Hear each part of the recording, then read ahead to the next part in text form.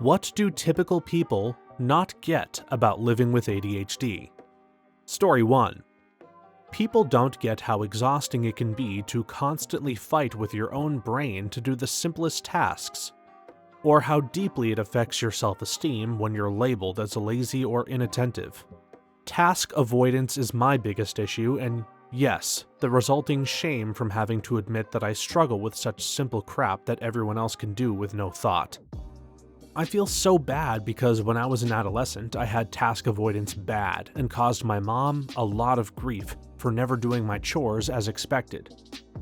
She eventually gave up and I had to learn how to take care of my life as an adult, and it was hard. I wish I could tell my mom things like task avoidance and executive function, but she passed away years ago. Not as a gotcha kind of thing, but to help her understand I didn't do these things out of laziness or malice. I don't think she resented me. She really did try her best to understand, but still. When I start a work project I'm passionate about, I become hyper-focused on it and I can't stop until it's completed to perfection. However, when I regularly put this level of effort into projects I enjoy and then get assigned a task that doesn't interest me, I struggle to begin it at all and risk being seen as lazy or underperforming because I set the bar too high. It's not that I don't want to do a task, it's that I can't. It's like it's grayed out in the options screen. It's not laziness. I want to do the task, I just don't have the option to. My child has ADHD. During the pandemic, we had a ton of time to learn about ADHD as a family.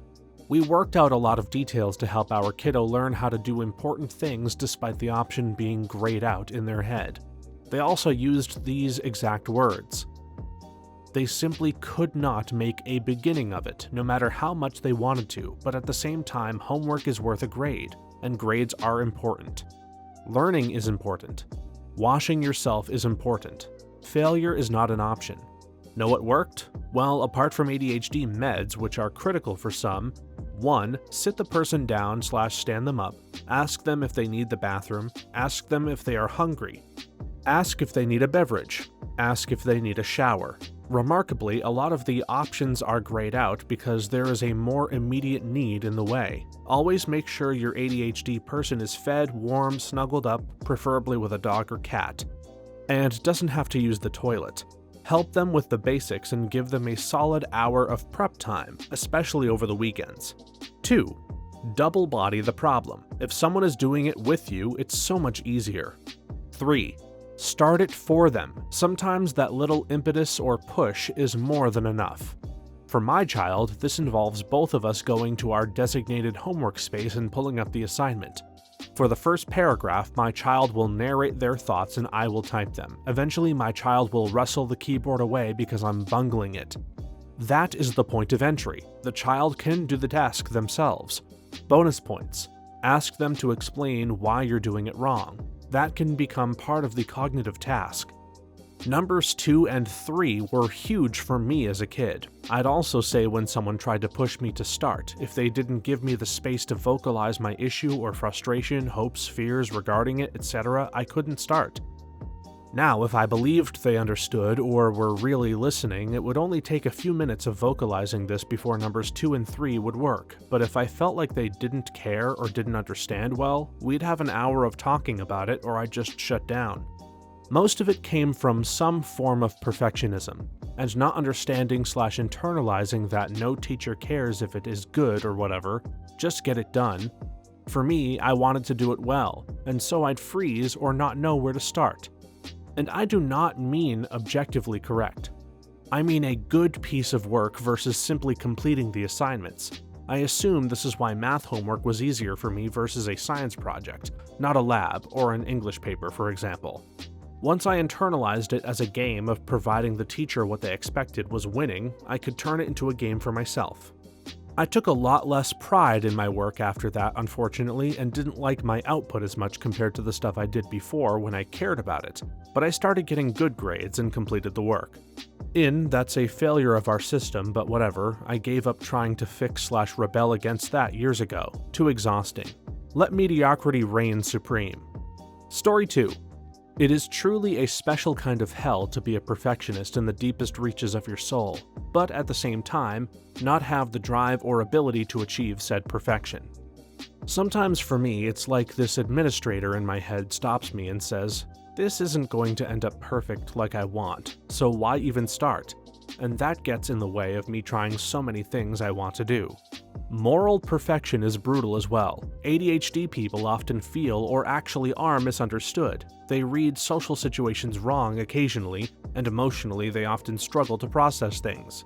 All of these affect how you handle your relationships. Whenever something even remotely goes wrong, another person having even the smallest bit of annoyance at you is the end of the world. You can't turn your brain off at that thought. Your entire mood is shaped by this one tiny thing. It doesn't matter how elated you were before. It will drain all of that. And you can't stop thinking about it and spiral into oblivion. Do they hate you? Are they sick of dealing with you? Are any of your relationships even real, or are they all just tolerating you until they can't anymore? It's exhausting and miserable. In my head, I can map it all out, the perfect plan and way to achieve perfection. Then I sit there with no willingness to get started. Then that night, I overthink it all and can't sleep because I know it all has to be done, but my mind forgot the perfect plan and now I don't know how to get started. Big projects overwhelm me. I overthink how to begin and tell myself it's all too complicated, even when I know it's not, but once I do manage to get it all going, I'm like the Energizer Bunny and I can fixate on the project and get it all done super fast. Then, just have a complete crash in energy afterward. It's really a crazy hell and I tell myself I won't let this happen again, only to have it happen again. Is this specific to people with ADHD? I feel this way and I don't think I have ADHD. I just think I have good taste, but I'm not willing to make the sacrifices necessary to produce something I would call perfection. Like Sam Hamilton says in East of Eden, which I do consider perfection, it's lonely being great. I'm paraphrasing, but he basically says that greatness requires stark individuality and living on the edge of human knowledge, which is inherently lonely, but being mediocre brings comfort and understanding because you're square within the middle of the group. A part of me wanted and still wants to be a writer, but I'm of the opinion that anything worth doing is worth doing well, and for me that would require a venture away from people. I don't want that. I value comfort and understanding more than uncertainty. I think a lot of people understand this. If it's only subconsciously, so they choose mediocrity. Doesn't mean they have ADHD, they're just being the social animals that we are. Story 3. I am absolutely dying to do this. I want to do the thing more than you want me to do the thing. Not having done the thing is ruining every minute I spend not doing the thing, but I can't do that right now. I once saw an excellent explanation of ADHD paralysis in a YouTube video. A guy held up a pen, one of those ones that has multiple switches that each attaches to a different colored pen head. He explained that someone without ADHD is able to pull down one pen head at a time and use it as they're supposed to. That is their focus. A person with ADHD is not able to use only one pen head at a time. Everything happens at once, and at the same volume, at the same priority in an ADHD brain. It is like trying to trigger every single pen head coming out of the hole at once, but if you do that, then they all get in the way and block each other. Thus, not a single one is able to fit through the hole. The pen can't be used. Never have I felt more understood in that regard than after seeing that video. That is literally exactly what it's like. A trick I use is to tell myself out loud that I don't want to do it. There are parts of our brain we don't get access to or use. I view it as admitting defeat to them. Clearly, the conscious me part of my brain wants it, but some lurking shadow part of my brain that isn't consciously accessible doesn't want to do it. So, when I admit defeat to that part of the brain, it unclogs the problem a significant amount of the time. Secret brain just needed a win. Story 4.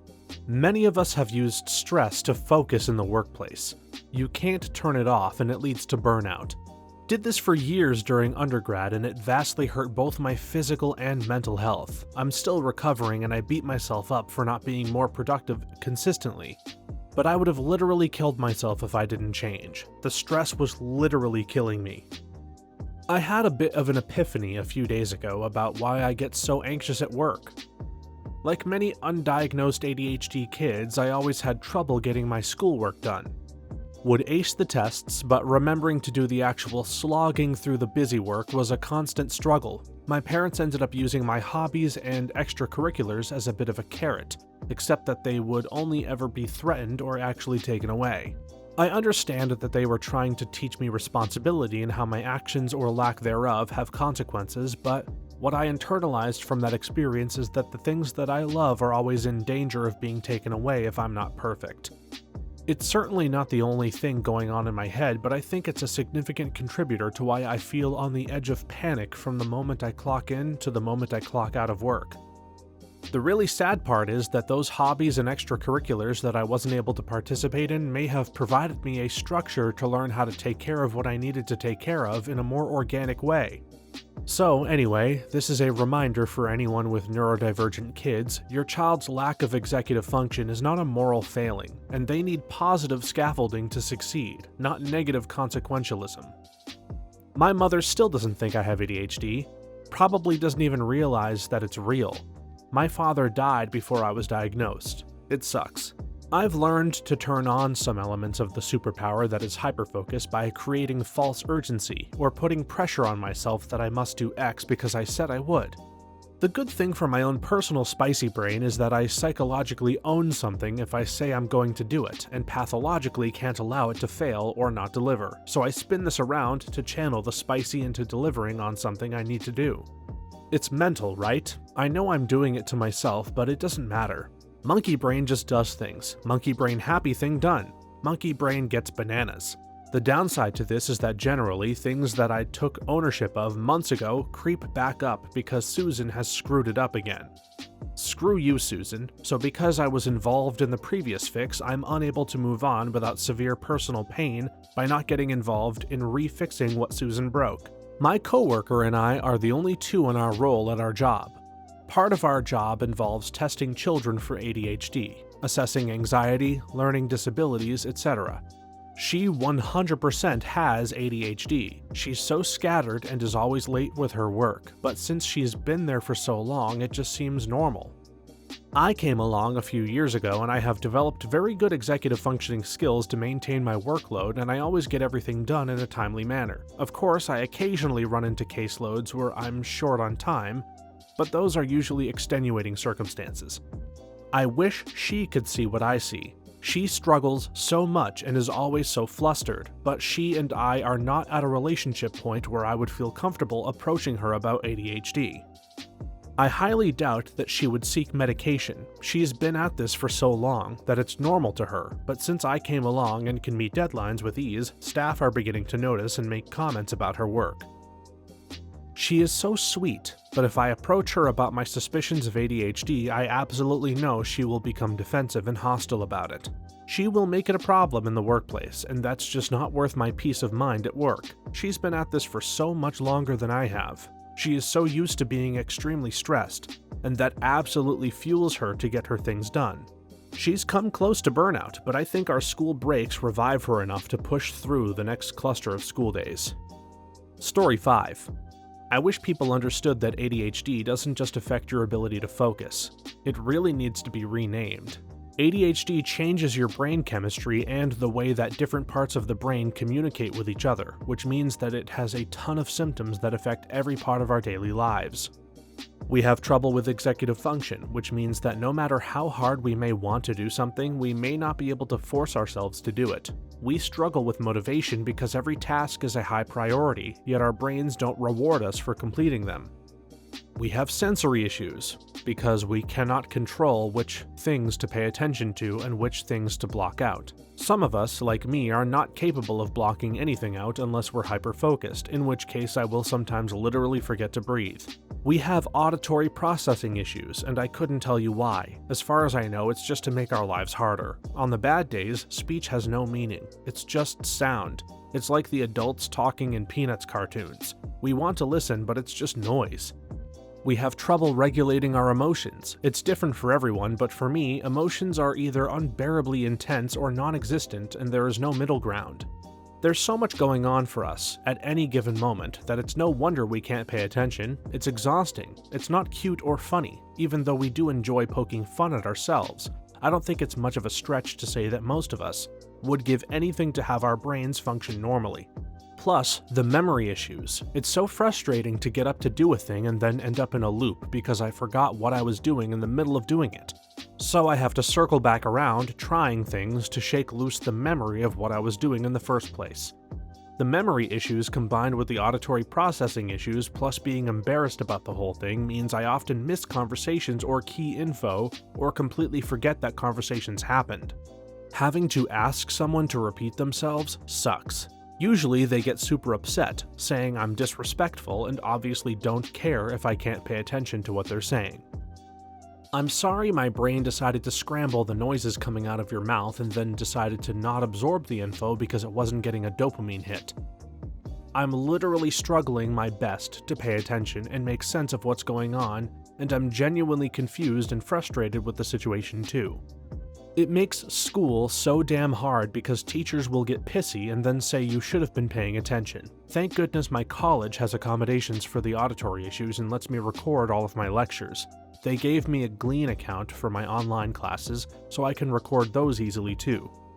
The most frustrating part to me is how people act like it's a minor inconvenience and not an actual disability that makes you less able to do most things in life.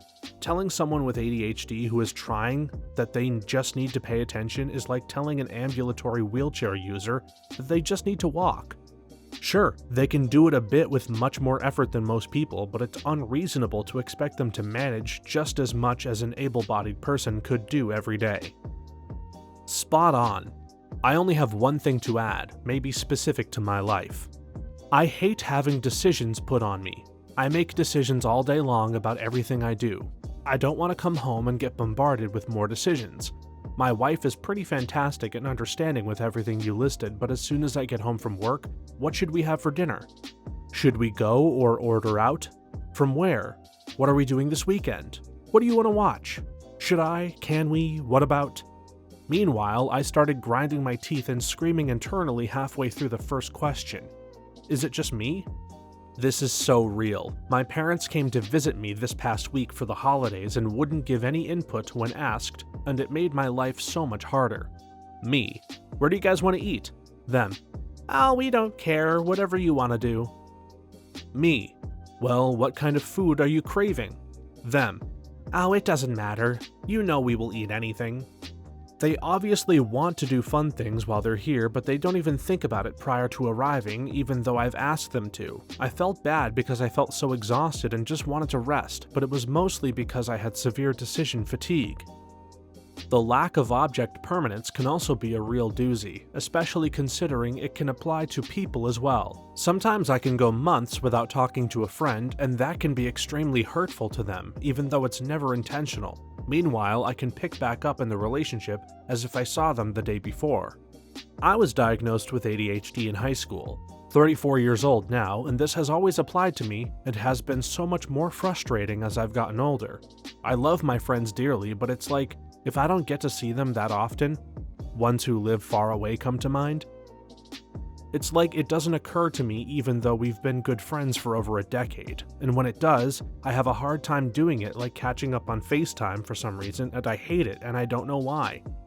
And when we do meet up, it's like zero time has passed. I'm so fortunate and grateful for that and those friends. I just wish I was better at keeping in touch.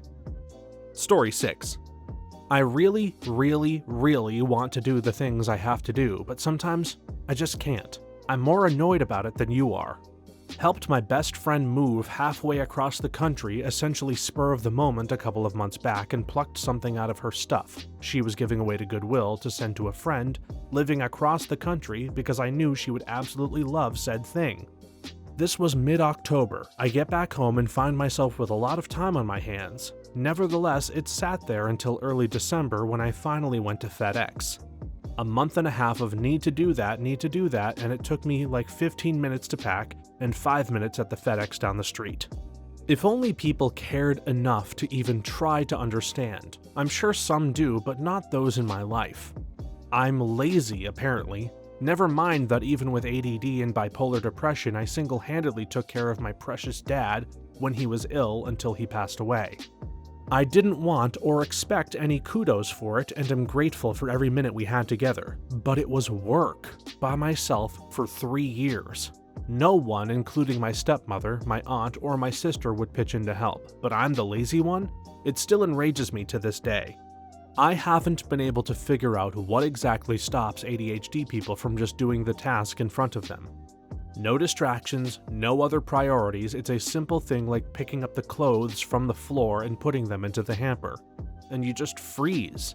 Your brain short circuits and you kind of shut down. What is it that makes an ADHD person physically incapable of doing something? I'm genuinely asking because my wife has bad ADHD that we only sort of recently diagnosed, and it explains so much, but I'm struggling to understand how to cope with her not being able to do much of anything around the house even during vacation or weekends. I have an assessment I need to take in order to secure an interview.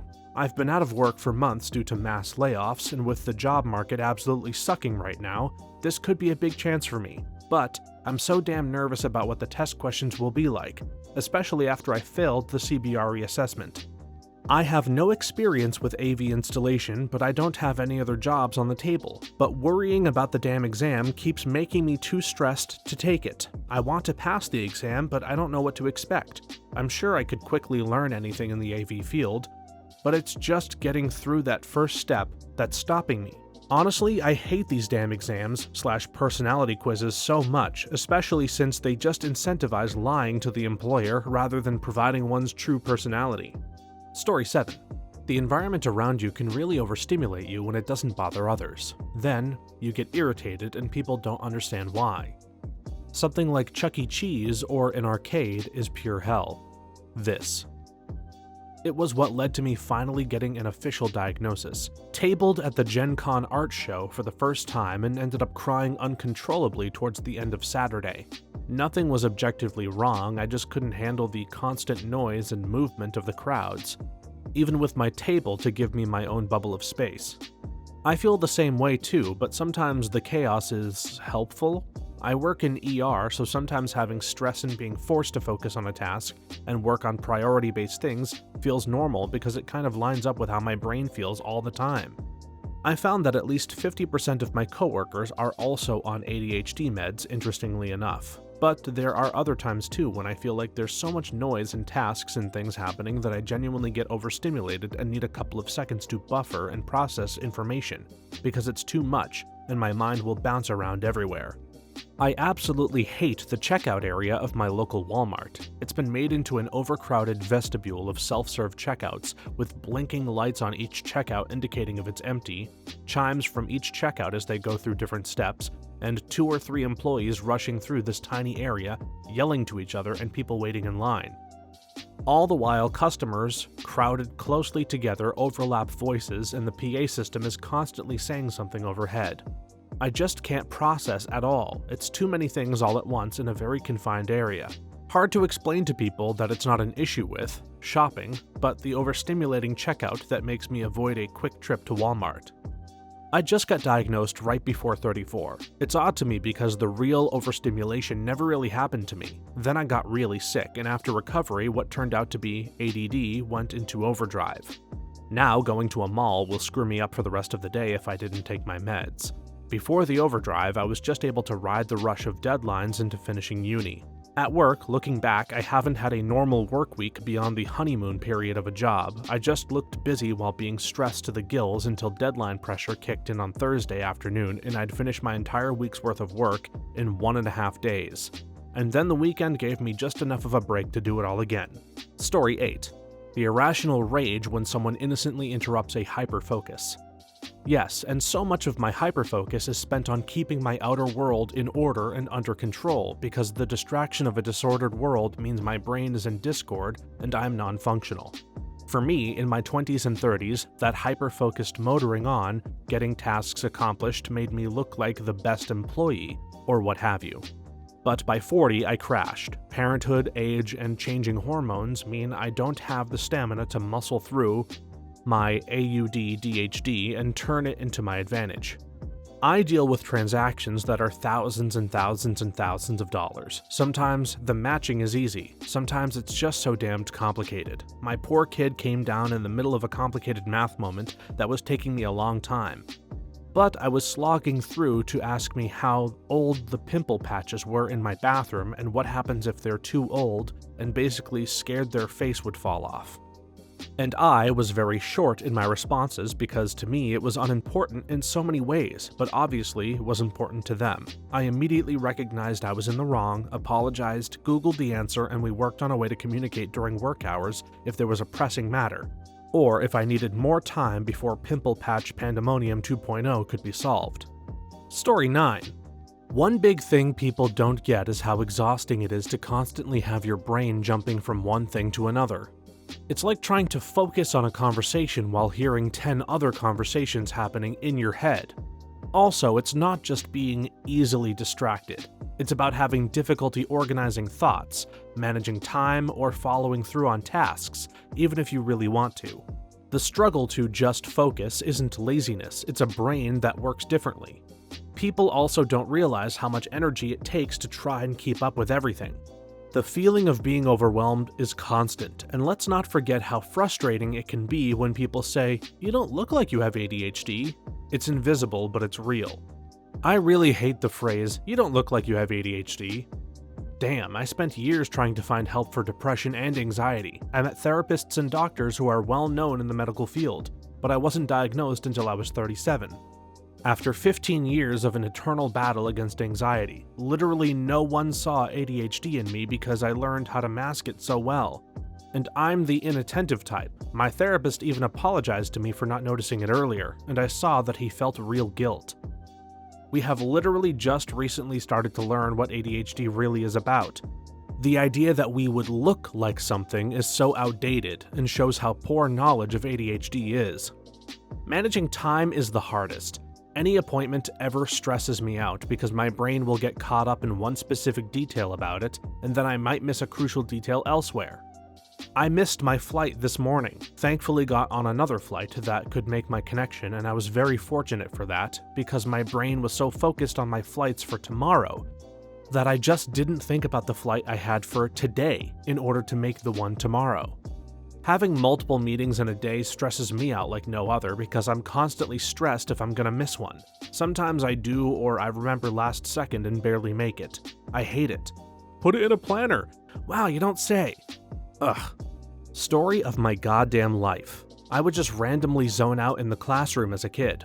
I didn't deliberately try to do it, I just did. Looking back, it was so freaking obvious that I had it, but none of the adults in my life, be it my parents, my teachers, or doctors, did anything and just chastised me for not listening, not paying attention, etc. My parents defended this by saying, "Well, the research just wasn't there," and I want to scream. I don't care what the research or trends show. They should have done something, anything. They should have pushed harder to get some kind of diagnosis or help for me. But they didn't, and now I'm an underemployed failure of an adult with tons of unfinished projects and hobbies and crap lying about my tiny overpriced apartment who simply can't tolerate learning new skills. Going back to school, getting a new job, etc. because of all the trauma I have that's tied to those things. Trauma that came about because my ADHD/autism wasn't properly diagnosed and treated. An act that could have resulted in said trauma being avoided, and I can't get it treated now because I'm so accustomed to it that I simply don't want to. It'd be like torture to try and change these habits so deeply ingrained into me. I also feel like it's simply too late. I'm too old, too tired, I'm also female. I'm probably going to be expected to go back into the kitchen in the near future because I have a full-time job at DEI and I'm hurting a man or some crap. I wish I had the courage to commit suicide, so that I could be free of all of this judgment, pressure, and mental anguish. It's also frustrating dealing with ADHD people. As a non-ADHD person, the concept of what people are talking about is so foreign and abstract to me, I simply cannot relate to it. It's like it is so far out of my lived experience I can't have true empathy or true understanding of it. I keep reflexively applying the rules for how it works in my head and getting disappointed, even though I am repeatedly told it simply doesn't work that way. It sounds like laziness. It sounds like they're just making excuses and making it all up. Because if I was behaving that way, I would be. But they are not me, and they have a real mental health disorder. My wife has ADHD, and it has therefore been a struggle to understand and accept this burden. Reading the comments is helpful, but it is still difficult because I want her to be healthy and normal so badly. I catch myself projecting those concepts into her and then remind myself it's not appropriate. I feel like people who self-diagnose with ADHD when they're just flaky have ruined the concept. I am coming to understand this as a disabling condition, like severe clinical depression and anxiety, which is often comorbid with ADHD, but another independent reason for disability. I think it would almost be easier to relate to if it were schizophrenia, like stark delusions would be easier to exercise empathy for. But having someone look you in the eye, not having done a super basic thing and then swear on their life they really super double plus meant to, that freaking sucks, because it is still a failure, and at a certain point it's like the motivation doesn't matter. You still have a person who can't come through for you. That's heartbreaking for everyone, because they know it too. So then you say, make a list, get therapy, get meds. But it's like a cosmic joke. The ADHD will cause them to forget to do these things they know are extremely important and will materially improve their life. Seeing that almost kind of self-sabotage, I don't know what to call it, but that's what it looked like. Seeing that is the kind of thing that helped me understand how devastating this is. So I try to clear as much space, offer as much support as I can, give reminders and have patience. Lots of patience. But to be honest, it is purely intellectual. It is still impossible for me to emotionally, empathetically relate to it because it is still so far outside of my lived experience. But I recognize it is real. I recognize it is devastating for them and they need support and understanding, but it is so hard for more neurotypical people to wrap our heads around it and accept it. I imagine it would be like explaining depression to someone who never felt that unique kind of burn before. It just sounds like sadness, when it is oh so much more than that. So I am glad I don't actually understand it, because if I did, that would mean I would suffer like them. But I regret it too, because it means I will also never understand or truly know how to help them or emotionally truly relate to them. I also regret this because if it is this difficult for me to struggle to understand, accept, and make space for an important person in my life with ADHD, I feel like ADHD people are basically screwed in a lot of personal relationships. I feel like this will cause tons of rejections. Unfortunately, that seems to be the case. What is a myth that is passed from generation to generation and people still believe it? Overcracking your knuckles will lead to arthritis. I cracked my knuckles in front of a friend one time, and she said it caused arthritis. I said it was a myth, and she said her mom said it does, and she should know because her mom works in X profession. I think her mom may have told her that to stop an annoying habit. I once hit a patch of ice and slid off the road while going to a friend's house. When I told her I couldn't make it, my car is in the ditch, her and her friend came down to see. Her friend told me my drive shaft is bent and her dad's a mechanic, so she knows. Had a hell of a time trying to tell her my Focus didn't have a drive shaft back there. That's my exhaust. Swallowed gum will stay in your stomach for 7 years. Never seen a single wad of gum in the hundreds of thousands of stomachs I've looked into. Reading this, you could be a doctor or a very successful serial killer. Could just be someone with X-ray vision, like Superman. That shaving makes hair grow back thicker and stronger. I wish this was true, so shaving my head would cure male pattern baldness. It may not cure baldness, but I guarantee you look 1000% better with a shaved head versus wisps of thin bullcrap hair sprinkled throughout your skull. I got pregnant in 2002 and people legit told me I shouldn't raise my arms over my head because the cord could wrap around the baby's neck. Not just great-grandma telling me this either. People at my restaurant job fussed at me all the time for getting things off of high shelves. Insane. I was once told that getting a haircut while pregnant will also make the cord wrap around the baby's neck. Many times I've tried to imagine just how that's supposed to work, but still haven't come up with anything. The baby gets all of its nutrition from your dead hair follicles. That's why men can't get pregnant. They have short hair. Bulls become angry seeing the color red. Yep. For those wondering, it's how the fabric moves that makes the bull charge. I thought it was the spears and sticks they beat it with. 90% of the myths surrounding pregnancy and childbirth. If the baby's heart rate is fast, it's a girl. If you crave sweet things, it's a girl. If you are carrying high, it's a girl. They're the only ones I can think of at the moment, but there are so many other myths out there. Advice brought to you by the generation who drank and smoked with their pregnancy. I'm craving cigarettes and alcohol. Oh, it's gonna be Russian! that we use 10% of our brain. Power or capacity, this was actually proven to be bullcrap. I like to put it this way. It's like saying we only ever use 1/3 of our traffic lights. Using 3 out of 3 of the light at once would be ridiculous and useless. Using 100% of your brain at once is called a seizure, and you won't like it. The children now love luxury. They have bad manners. Contempt for authority. They show disrespect for elders and love chatter in place of exercise. Children are now tyrants, not the servants of their household. They no longer rise when elders enter the room. They contradict their parents, chatter before company, gobble up dainties at the table, cross their legs, and tyrannize their teachers. A quote by Socrates, 469 to 399 BC. I wonder if this one has always persisted through time, or if it comes and goes. I assume kids these days has always been a thing, but I could imagine it being a less popular turn of phrase in harsher times. I can actually imagine it being more common during harsh times. Vsauce actually has a great video about this called Juvenoia. If I get a raise at work, I'll pay more taxes and just make less money. The word marginal is hard. My sister's ex-husband refused a promotion because he thought it would mean he'd have to pay more in taxes and end up losing money. He was an accountant and didn't know what tax brackets were. Trickle-down economics. The rich just got richer and now they're taking our homes from us.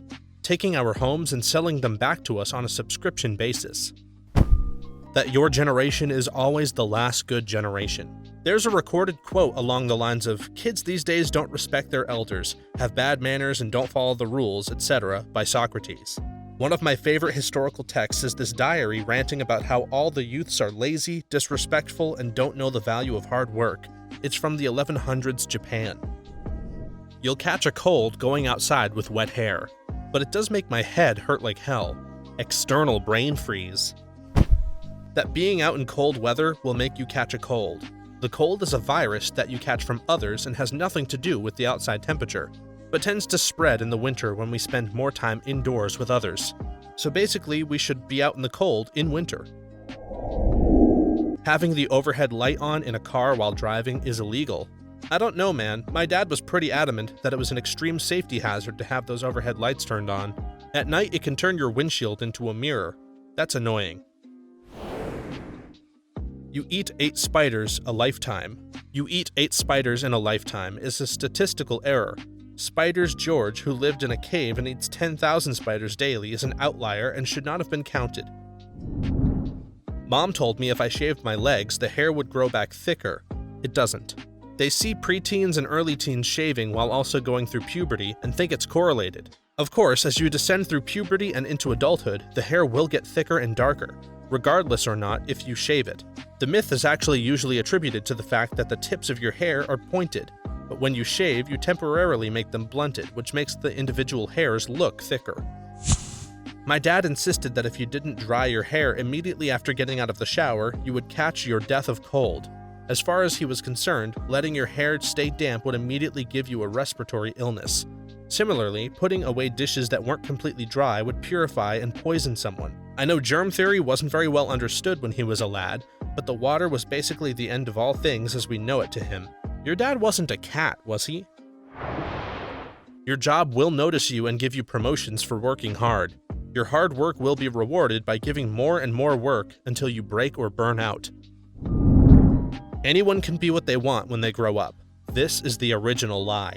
I feel like this is a fairly recent sentiment. In days of yore, you would just do what your parents did. Parents farmed, you farmed. Parents were cobblers, you were a cobbler. Parents died of dysentery, you died of dysentery.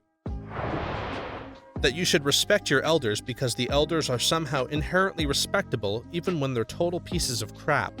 Yeah, just treat everyone with the same base layer of respect until they prove they're not worthy of it. Pretty simple stuff. Nobody talks about a neutral level of respect. It's rather show me respect or it's disrespectful. No, respect and disrespect are both earned. You start at 0, not to be confused with having manners. That an ice cream van playing his music means he's run out of ice cream. Your parents were mean. You spelled poor wrong. My friend's friend hid a tab of acid in his shoe. It soaked into his skin, and he is now in a mental asylum and permanently believes he is a glass of orange juice. Holy crap, I've heard that here in Hungary. In that version, it was a bald smuggler guy who hid the stamps under his beanie at an airport check, and now all he can say is orange. Don't eat before swimming. Yes, and a secondary myth is that parents knew it was not true, and only said that to prevent children from vomiting in pools. Here in Australia in the 1980s, neighborhood parents indeed insisted you could not swim in a backyard pool within 30 or 60 minutes of eating. My grandfather lived near the beach. He often lectured us kids to not swim within 30 minutes of eating if we were heading towards the beach. It once came up at school when we saw a shot of a woman being fed as she swam the English Channel. The teacher fobbed it off with an, "Oh, but that's different." We were definitely told that eating before swimming causes cramps, and cramps lead to drowning. People on Reddit today insist parents only say this to avoid kids vomiting in the pool. I don't know, my teacher and my grandfather kept the story going, and they weren't secretly in the league to avoid vomit in pools. My grandfather lived near the sea, not a pool. The thing with the teacher was a classroom discussion. It seems more likely they all heard and believed the same old myth. I feel like vomiting in a pool is a legit reason to tell someone not to eat before swimming. If you have to vomit and you're in deep water or a lake or an ocean, yeah, that sounds like a drowning risk. Touching a frog or toad will give you warts. I believe they can transfer some things like salmonella, but not warts. That reading in dim lighting will cause you to lose your eyesight. Birds will abandon their babies if they have a human scent on them. That going outside in the cold rain will make you sick. That carrots will improve your eyesight. That it's illegal to turn the inside lights of a car on at night. That sugar causes hyperactivity. The carrot one is actually pretty funny. The myth began in World War II when the British invented a new form of radar that allowed them to begin night raids. They spread misinformation about how carrots were giving their pilots supervision. Cue carrot sales out the wazoo, and no one felt the need to discredit it until much later because it was a wartime advantage. Every once in a blue moon, I stumble across someone who believes that cabots are a thing. Some people genuinely believe that a cat and a rabbit can bang and produce a viable offspring, but anyone with an ounce of common sense should understand that it would be impossible. I've known a lot of idiots in my life, but I've never heard of something this stupid. If your eyes stayed open during a sneeze, they would pop right out. I could never prove this one false. The right side of your brain is for creativity, and the left side is for logic. If I see one more psych student with that sticker, I'm going to lose it. Literally 30 minutes ago, I just explained to my mother, who is a retired RN with decades of experience, that this is false, and it blew her mind, but only the left half of it. Rulers or politicians care about us. Okay, I refuse to believe anyone ever sincerely bought that. I do genuinely think certain politicians now and in the past genuinely care about their constituents. Just the overwhelming majority do not now. Feeding Gizmo after midnight is dangerous. I'm surrounded by loads of little dudes and they are fine. Well, apart from Jonathan. He is a little bugger. It's always after midnight. And they never mentioned at what time they can start eating again. You can be anything you want to be, career-wise. Just choose the right parents pre-birth and you can. A lot of those old wives' tales are just bullcrap, to be honest. Here's some I was told while growing up. Eating carrots make your eyes better. Was actually propaganda from the World War. Emptying a dustpan at night brings in bad luck. Pointing at night upsets spirits.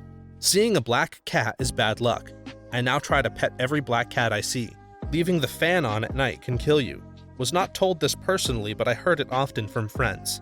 Gotta say, excuse me when peeing outdoors, so you don't accidentally pee on a spirit. Don't eat then swim afterwards or you'll drown. Coming from a traditional background community, I've got told tons growing up. I would get square eyes if I watched too much television. Now the entire world is staring at their phone and still no square eyes to be seen anywhere. Aw man, I come from an Italian family. There are so many crazy old wives' tales. Break a mirror, 7 years of bad luck. If your right hand itches, you're coming into money. If it's your left, you're losing money. The most bizarre one is putting a glass on someone's head upside down to see if they have the evil eye on them. A lifeguard in Anacapri did this to me with a full glass of water to see if the water started to bubble to determine if I had heat stroke. It was the most bizarre thing in the world. Don't give power or energy to any of this stuff. Some people are very superstitious. That the USA can't afford free healthcare for its citizens. That pissing in a pool makes the water go purple because a chemical is added to show up children. Delete your comment. We need to keep that myth up. True that. Sorry. If you work hard, you will succeed. My dad always said, if you work long enough and hard enough, you may meet with some success. That always felt truer to me. Eating the crust on bread will give you curly hair. I think this was just your older sibling messing with you. Losing 90% of heat through your head. It isn't 90%, but your head does generate and radiate a lot of heat. There's a reason wearing otherwise identical amounts of warm clothing will still cause you to be basically freezing if you aren't wearing a beanie or something. Yeah, from what I remember, they did the experiment with the entire body covered except the head. Sounds ridiculous saying that out loud. Putting something still warm in the fridge will cause it to go bad. Leaving it out actually allows bacteria to grow faster, and putting it in the fridge will reduce the time it spends in the danger zone. Although it should be put separate from the other fridge items, as it can unnecessarily warm those items and potentially reduce their lifespans. However, putting warm bread in the fridge in a bag or sealed bowl does cause condensation, which will make it soggy. Let the bread cool off pretty thoroughly before you refrigerate it. That GMOs are bad. Without GMOs, we wouldn't have a lot of the food that we have today. Black cats are lucky or unlucky depending on whether you are British or American. If you watch the TV too much or too close, you will go blind. Well, kind of. Limiting your eyes to one distance for most of your childhood will make them significantly worse at other distances. You'd have to be watching TV a lot though, and never even look outside. The reason astronauts float on the International Space Station isn't because of low gravity. They would actually be 90% of Earth's gravity, but it's actually because it's in perpetual freefall.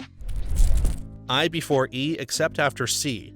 I before E except after C, and when sounding like A as in neighbor and way, and on weekends and holidays and all throughout May, and you'll always be wrong no matter what you say. That their religion they just happened to be born into or found is the correct one. Money can't buy happiness. One that's still not known well is the white people in the South and Middle America think that they are part Cherokee. You're 99.9% sure to be wrong. Your family is wrong. There wasn't a Cherokee princess or any of that. It's a folktale basically, and your grandma was told the same as a kid.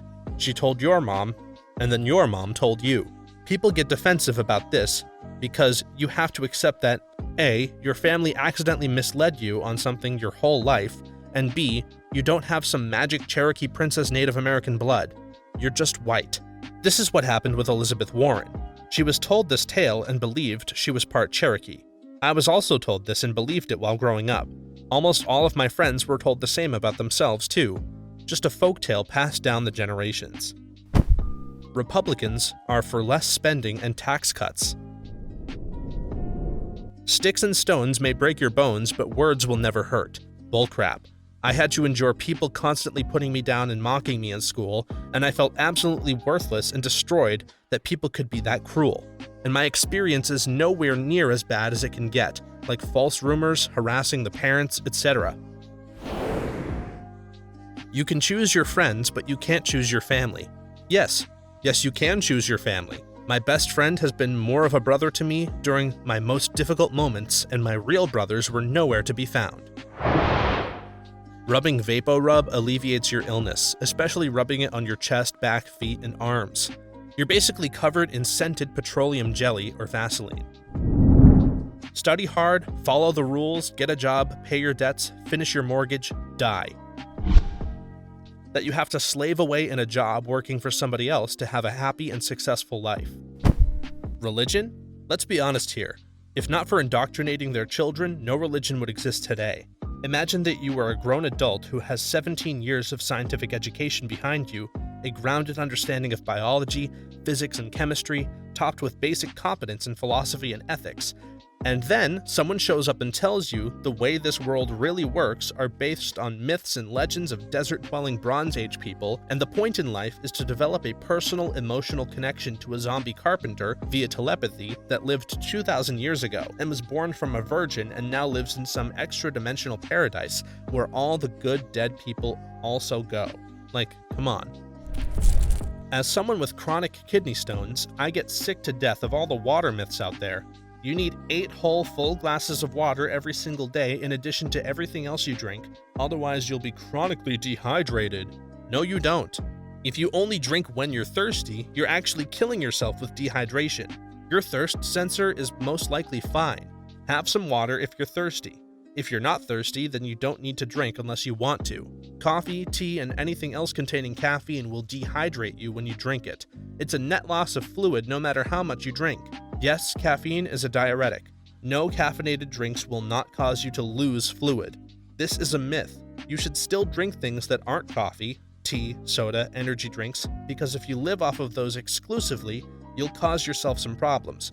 But chronic dehydration isn't one of them. Absolutely the only fluid intake at all that will hydrate you is water. Nothing else counts. Get off Facebook, Barbara. That conservative politicians will do what's in the best interests of the people. That chiggers burrow into the skin and live or lay eggs. They just bite. It's an old wives' tale. My grandma used to put fingernail polish on our chigger bites to suffocate the chiggers.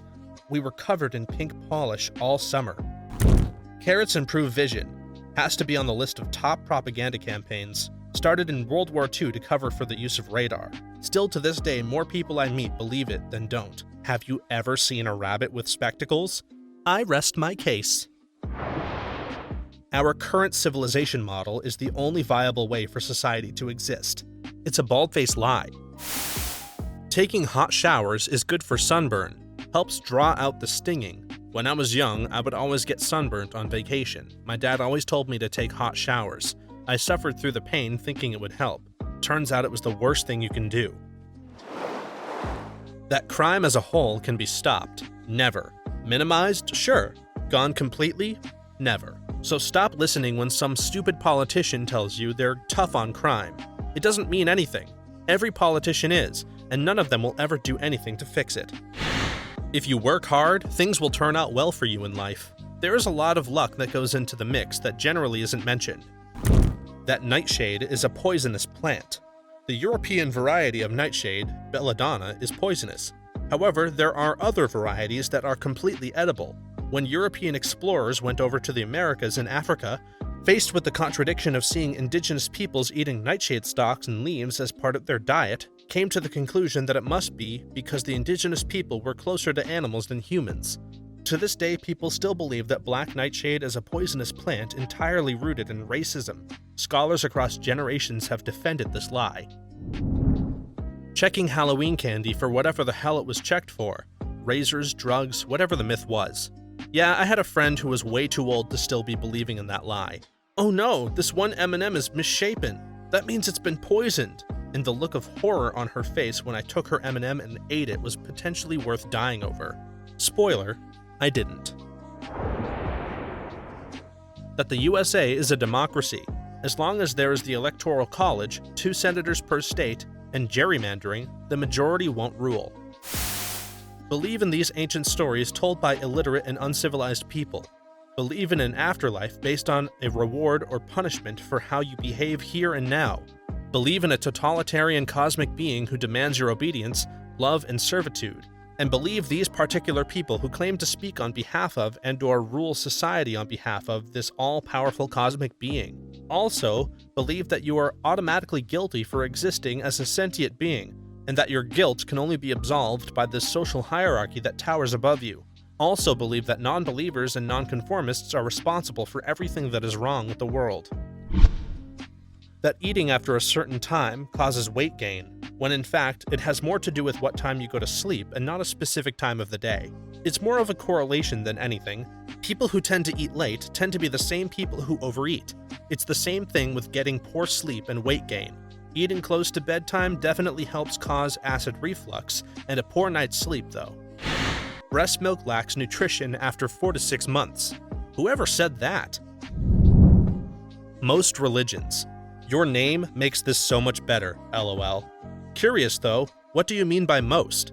They mean all religion is BS except their chosen one. What is one thing your significant other hid from you until later in the relationship? My now husband acted like he knew how to grill steaks and just casually grabbed steaks and asked me how I liked mine, and then made perfect steaks. Then continued making perfect steaks for months, then years. And I just learned a month or so ago that the first time he made steaks for me was the first time he'd made steaks in his life. He just studied up intensely because he felt that I would be impressed by him making me a good steak. I thought he had been making steaks for years to throw down a perfect steak like it was no big thing, but it turned out he did a ton of research and was sweating bullets trying to get it right. He's the best. Kind of relevant story, I brought a girl over for a dinner date and cooked a steak that had been in my fridge for like 4 days. It was about to turn, but it was fine. I work in a meat shop and it was cut fresh when I got it, but I was kind of worried. The steak turned out fine, she loved it, nothing happened that night. The next morning I drive her to work and I had to stop to let her throw up like twice. I felt horrible. Turns out she was pregnant with someone else's kid. The last steak she ever got from me. He didn't really hide it, but I never knew the story of how his first wife passed away until we were engaged. I only knew that she had CF and that she died too soon. I didn't know that he came home from work, found her passed out in blue, and rushed her to the hospital himself, where she later died. He told me about it one evening when we were sitting in front of the Christmas tree. The whole story came pouring out of him, and I just hugged him and listened. His mother died 6 months after his first wife passed away, and to hear him tell it, it nearly broke him. I think it healed his heart a little to talk about it, and I know that it made me love him even more somehow. I'm just grateful that he was willing to open his heart up to love again. He is an awesome man, and the best thing that has ever happened to me. I'm sorry for your loss. Sending you internet hugs. His eldest daughter. I learned about her 3 months into our relationship. I had known about his younger daughter, different mothers, from the start. He was very open about that. However, he didn't know how to tell me about his eldest because it was going to be a difficult conversation. The mother of his eldest had taken off with her years ago, and he had no idea how to find her. Within a year of our dating, we found her. It was very rough at first because she had been brought up being told that her father didn't care about her.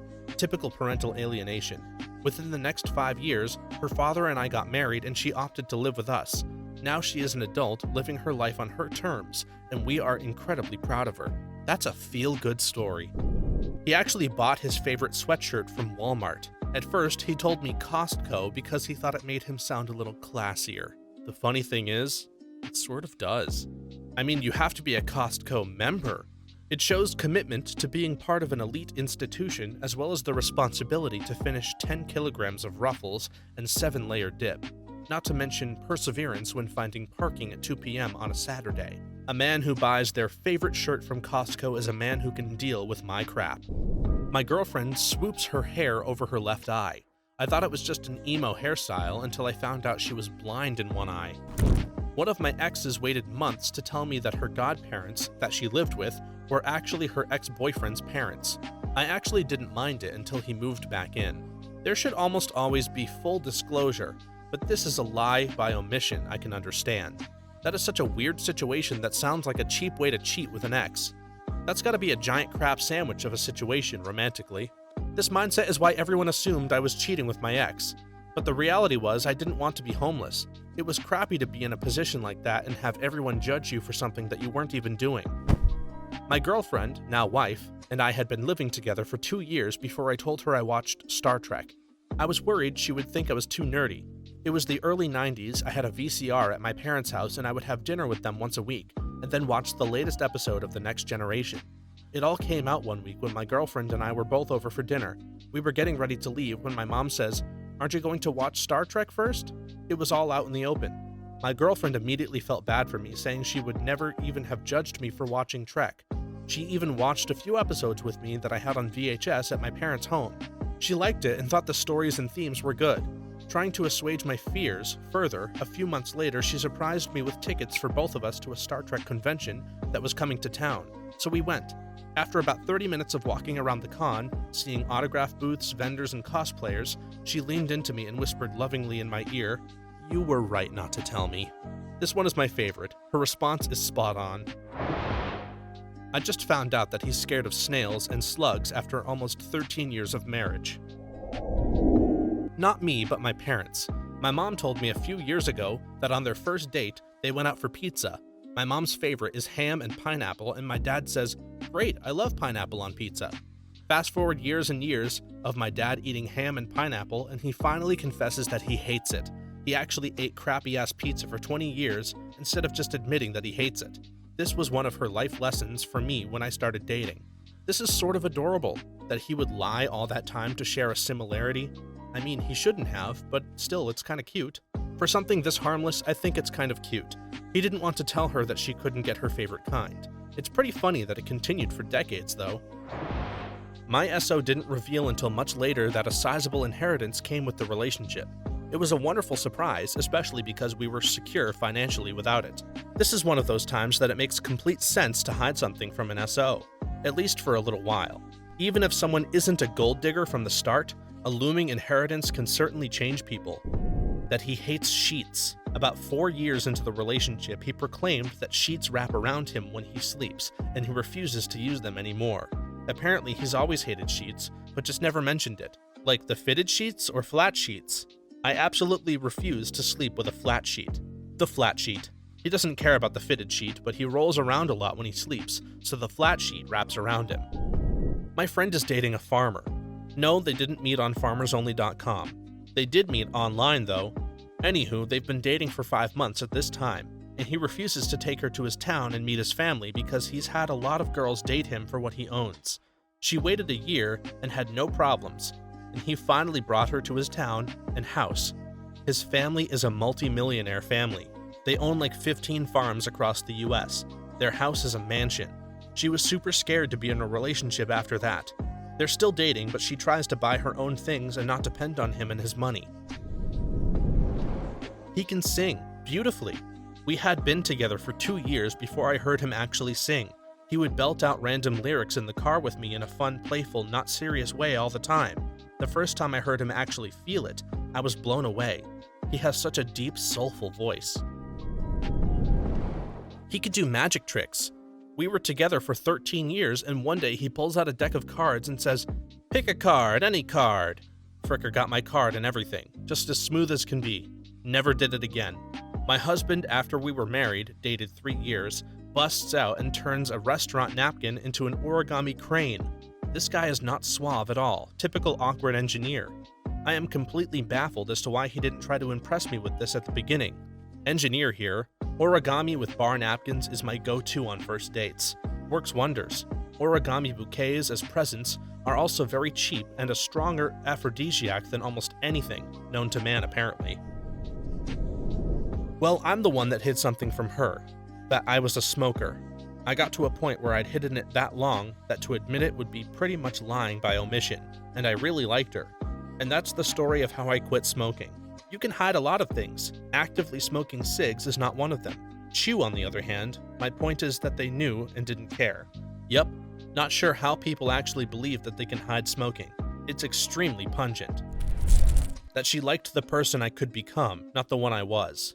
Ouch. I know that feeling. Ironically, I find myself becoming more and more like the person she wishes I could be after we broke up, partly because that's the person I want to be, and I could have never gotten this far if I hadn't broken up with her.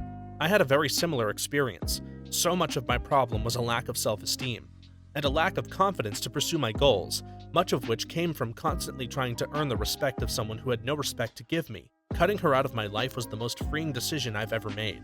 Without her, there is no voice in the back of my mind telling me the things I want are stupid, my accomplishments aren't good enough, my very personality is wrong and pointless. I've started living for myself and ironically ended up with all the things she used to shame me for not having, because it turned out doing something because you want to is a lot more fulfilling than doing something because someone else's approval depends on it. I don't know if she hid it or just didn't discuss it, but I didn't learn of her massive student loan debt until we were engaged. I think people don't really discuss finances as well as they should. It is a touchy subject, especially if you have a lot of debt in the first place. Absolutely. Finances need to be openly discussed before moving in together and definitely before or upon getting engaged. It's an uncomfortable but important convo to have. My ex-girlfriend hid the fact that she was on bipolar medication before we moved in together in North Carolina after moving from New York. She then stopped taking her medication and then quit her job, leaving me as the sole income for the two of us. I was 23 years old and this was my first long-term relationship. We broke up a month after she quit her job. That was a very long month. Why did she stop taking her meds? I feel so much better. Everything's working out well. I must not need the meds anymore. Or at least that was my ex's thought process. I've been with my girlfriend for 3 years, and she still won't tell me why she can't listen to Jimmy Eat World. The Middle was probably her song that she shared with an ex. Friday I'm in Love, for me. Neither of us like The Cure anymore. It took me 4 years to tell my now wife that I do not like my sandwiches cut in half. She still brings it up. My uncle hit a walnut allergy from his ex-girlfriend many years ago. She found out when he had to be hospitalized after he ate some walnut brownies that she made for him. He knew about the walnuts. He just wanted to be nice. But why?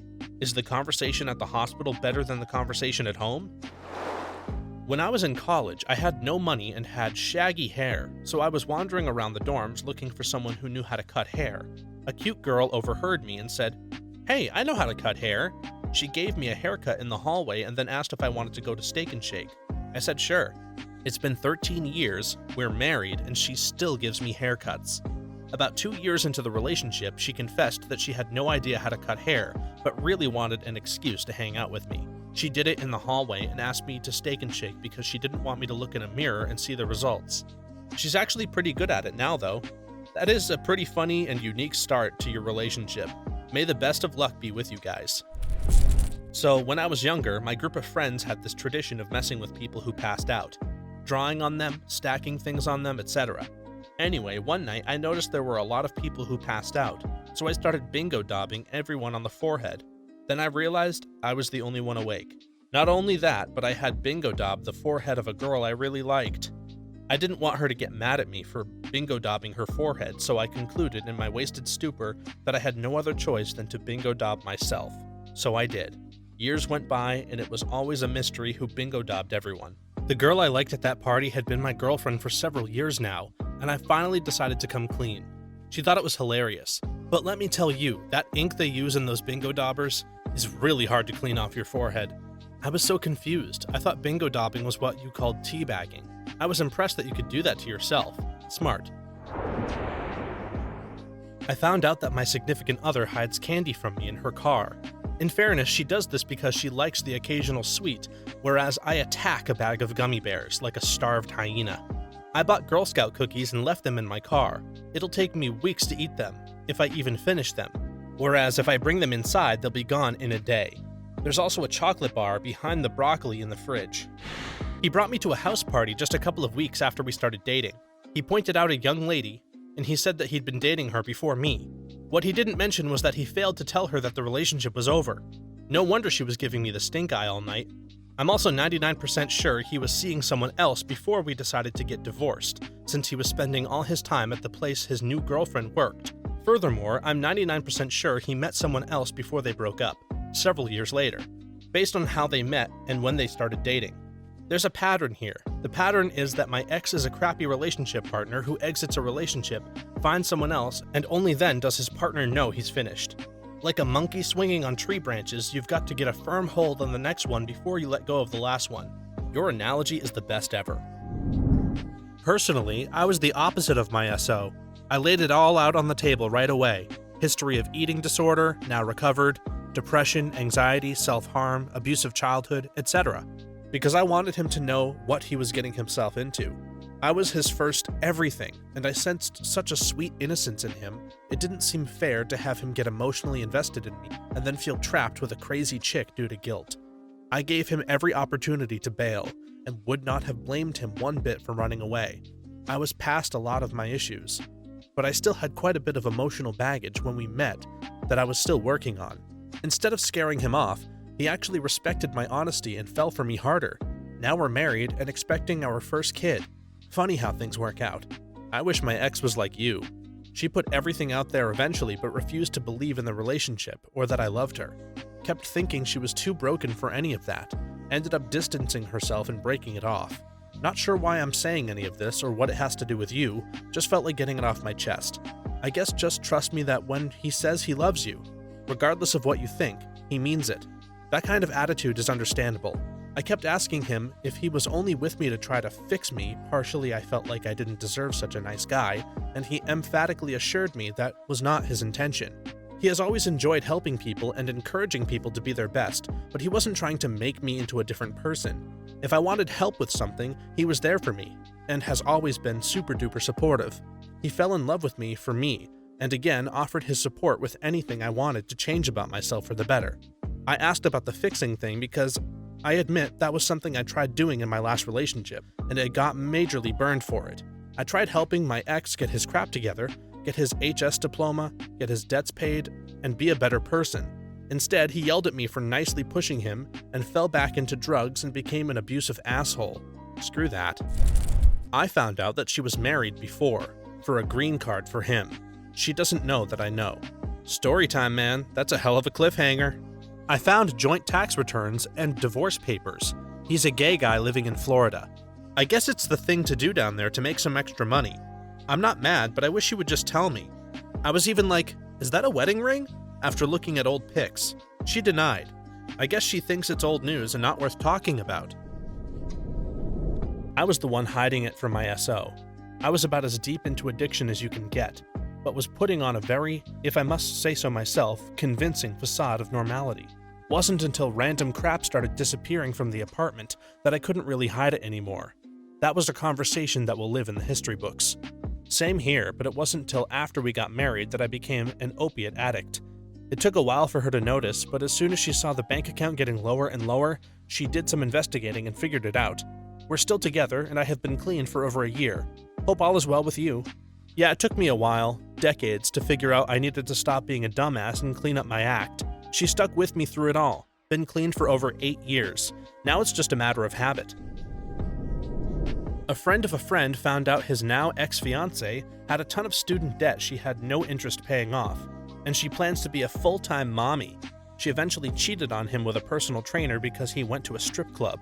Why be a student and get all of that debt if that's your plan? I've met more than a few people who go for the college experience rather than with a goal in mind. A lot of them drop out after a year or two, but I knew one guy who just kept changing majors so he could stay on campus. It took him 7 years as a full-time student to get his associates. I think he only finished then because he finally realized how creepy it was to be in his mid-20s partying with freshmen. My ex-husband revealed 2 years into our marriage that he didn't want kids, had never wanted kids, and had only told me he did because he knew I wouldn't have married him otherwise. This is true. We had talked about kids before even being engaged, so it's not like we hadn't discussed it on more than one occasion. I stuck around for another 2 years hoping to make it work, but ultimately decided the marriage wasn't worth saving. We had other issues in addition to that, but that was the big deal breaker for me. Luckily, I'm dating someone now who is absolutely amazing. It's like night and day compared to my first marriage. As someone child-free, I'm sorry you had to go through that. Both parties should be open and honest about their desire to have or not have children. It can cut your dating pool in half, but it's so worth it when you find someone who's as passionate about the issue as you are. I agree, my boyfriend's sister and BIL are happily child-free, and there's nothing wrong with that because that's what they both decided together. But to be lied to for that long really hurt for a while.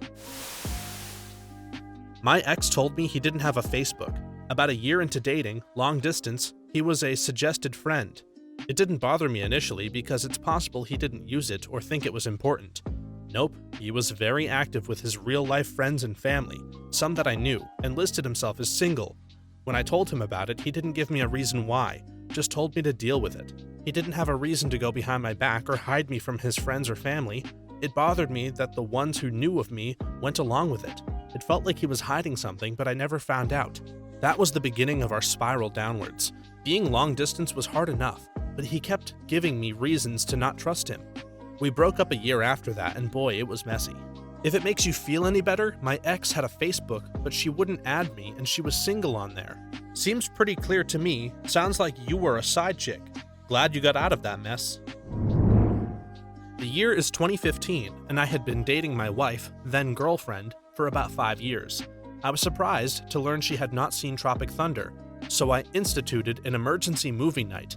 At the end of the movie, Tom Cruise dances to Get Back by Ludacris. Imagine my surprise when my wife begins to sing along to the music. Believe me when I say that my wife does not look or act like the kind of person who listens to, let alone memorizes, 2000s rap. I felt like I was sitting next to a stranger.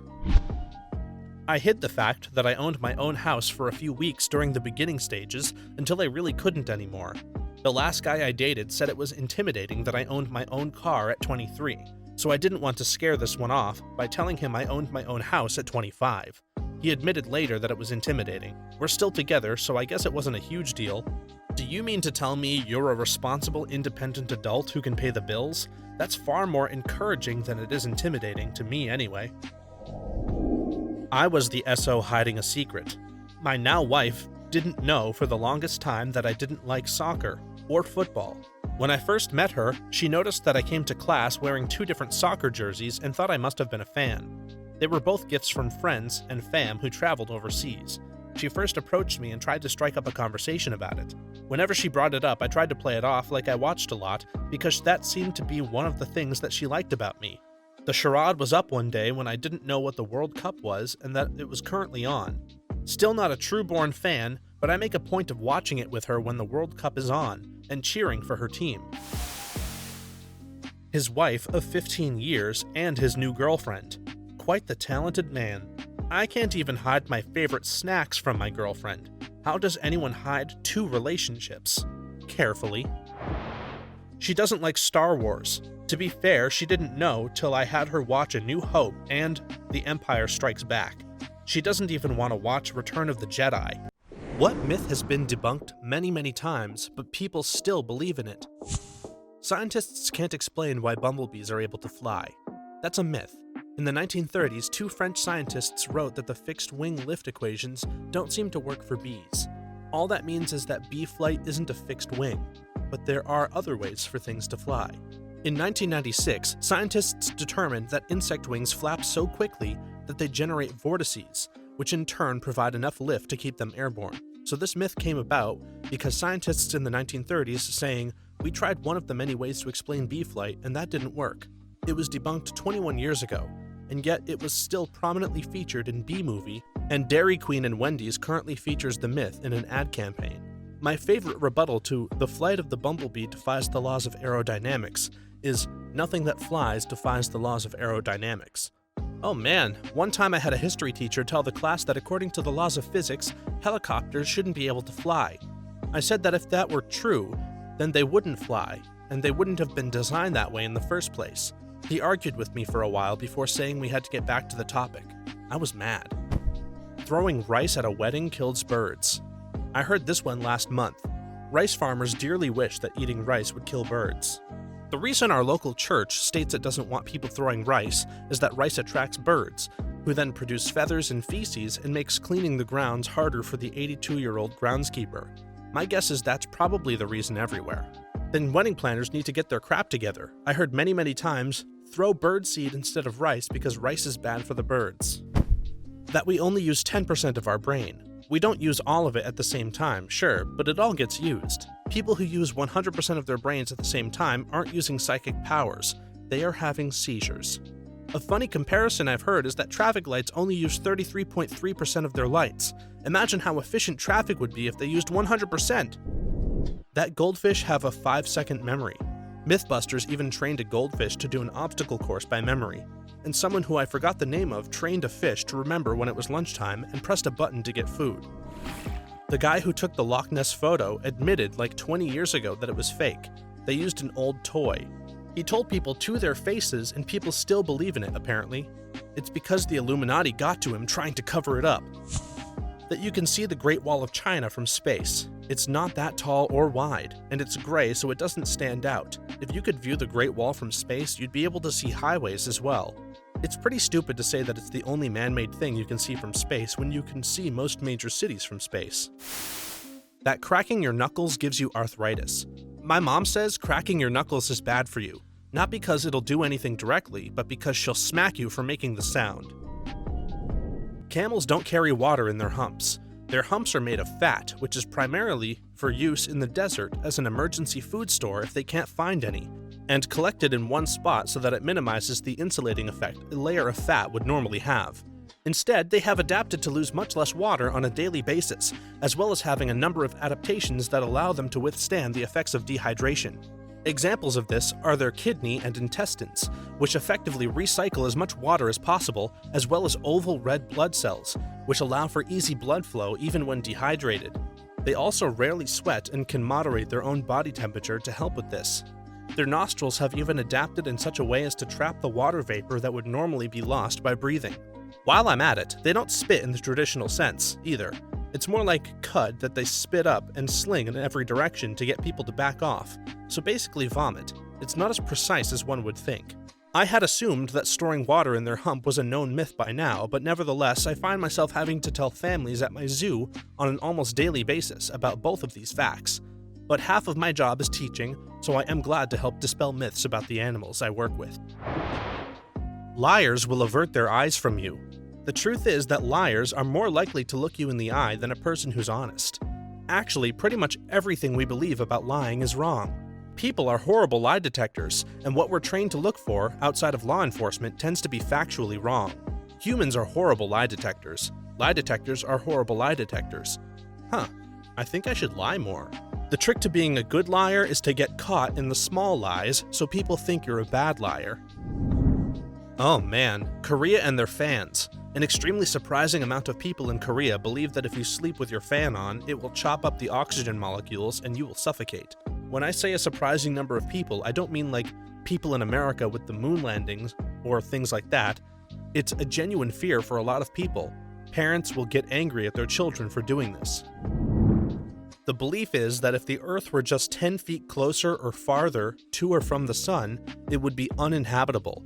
Also, the belief that climbing a 10-foot ladder and not burning up would disprove this. The habitable zone is rather small in contrast to the size of the entire solar system, but that 10 feet would make a difference is hilariously wrong.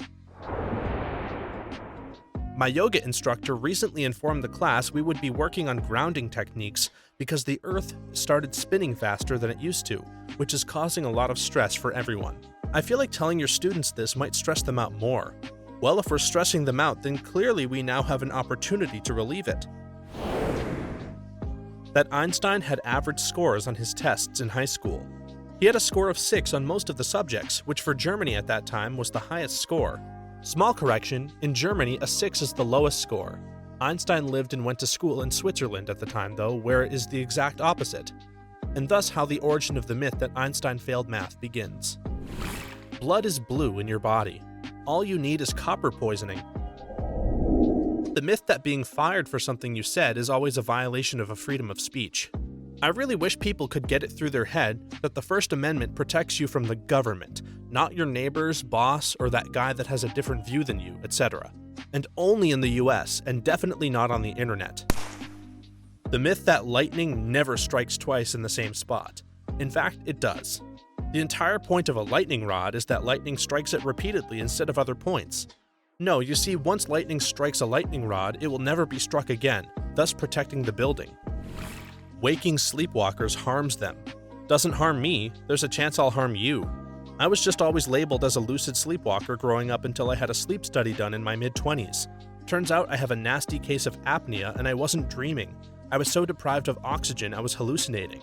Confronting me in this state made me defensive and I would often lash out until my breathing leveled off and I got oxygen to my brain. If you're a sleepwalker, get a sleep study done. Your life might be at risk while you sleep. Oh crap, I have hypnagogic hallucinations and sleep talking and walking. Maybe I should do that study. That a poison ivy rash post-cleaning can continue to be spread via scratching. If you get poison ivy, as long as the skin has been cleaned of all oils from the plant, it cannot be spread again by scratching it. I literally had to rub my poison ivy covered arm on my face to prove this to my roommate. It's the oils in the plant that spread it. The reason people think it can continue to spread is that it can take a week for everything to appear, but once the oils are gone, no more spreading of the ailment. But many people do a crap job of cleaning themselves, and thus the oils persist on their bodies. That's fair, but people need to be educated on what's actually happening then, so that they can properly clean the spot rather than fear touching it. Walt Disney's body was frozen. Yeah, when we all know it was just his head. No, that was Charles Dingo. Moon landings were faked. Almost everyone I work with is 100% convinced it was fake. Nothing I show them can convince them.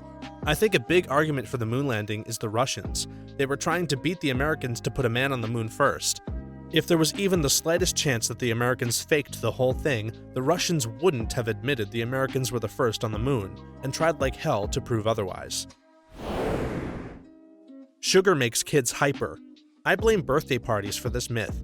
Maybe the kids are hyper because they're with the other kids and having fun, not due to the sugar itself. In Asia, 2 theories. One is that the tongue tastes different flavors on different sides of the tongue. Another is that thing about blood type being relevant to your personality. We were taught about taste groups on the tongue in school in the US. They're still teaching that in freshman-level biology courses here in the US. Mexicans are flooding into the US and stealing US jobs. The reality is that more Mexicans are leaving the US than entering it, and those jobs are lost primarily due to outsourcing and automation. Can I put a sombrero on a robot so I can still be bigoted? Holding B while the Pokeball is still shaking increases the chance of successful capture. I know it's not true, yet I always do it just in case. This is how religions start. Vikings regularly wore horns on their helmets. That being said, if a Viking had a time machine and came to visit modern-day times and went back, first thing he would say after coming back would be, "Holy crap, guys, put some horns on those helmets. Why didn't we think of that? Didn't you hear? Olaf tried that last year. Enemy soldiers kept grabbing onto the horns in the middle of battle and beating him in the face." You can get real periods while you are pregnant. Truth. Nope, you can't. Real periods specifically shed the uterine lining and everything else, including egg, etc. People would have miscarriages if they had real periods. However, people can have a fake period during pregnancy in which they bleed every month, so people think they are having periods, but in actuality they aren't. Fun fact, this was me with my first child up to 5 months along. Had every usual symptom, cramps, bleeding, and bloating from an actual baby growing. Haha, oh my god, what a surprise that was. Hey honey, we're going to have a baby in 4 months.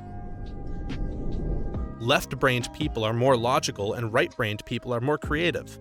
I've had this myth used against me to dismiss my attitude or opinions. It's very irritating. I'm angry for you. Trickle-down economics. It was known to be false since the days it was called the horse and sparrow theory. And even if there were some invisible force driving reinvestment instead of pocketing profits, spoiler, there isn't, in the age of globalization, that tax cut in the US may just result in another factory in Bangladesh. Hogwash, all of it. That you only use 10% of your brain. A traffic signal only uses 30% of its lights at a time. Imagine how efficient traffic would be if they used 100% all the time. 33.333%, not 30%. Try using more than 10% of your brain, man. That cutting a worm in half creates 2 separate worms. All you're doing is cutting a worm in half, you monster. Wage gap myth. Christ, it's been debunked for over 30 years and I still hear about it. Equality of opportunity versus equality of outcome, folks. Take a single econ class and then you'll learn all that you need to know to realize how stupid it is to even claim. I decided to research this wage gap claim a few years back when someone cited it in a debate about there not being any women in my industry. It suddenly occurred to me that I have been hearing the same 75-cent to $1 ratio all my life, and that just didn't make sense. Eventually, the ratio would change given alterations to the law, education, and economic climate.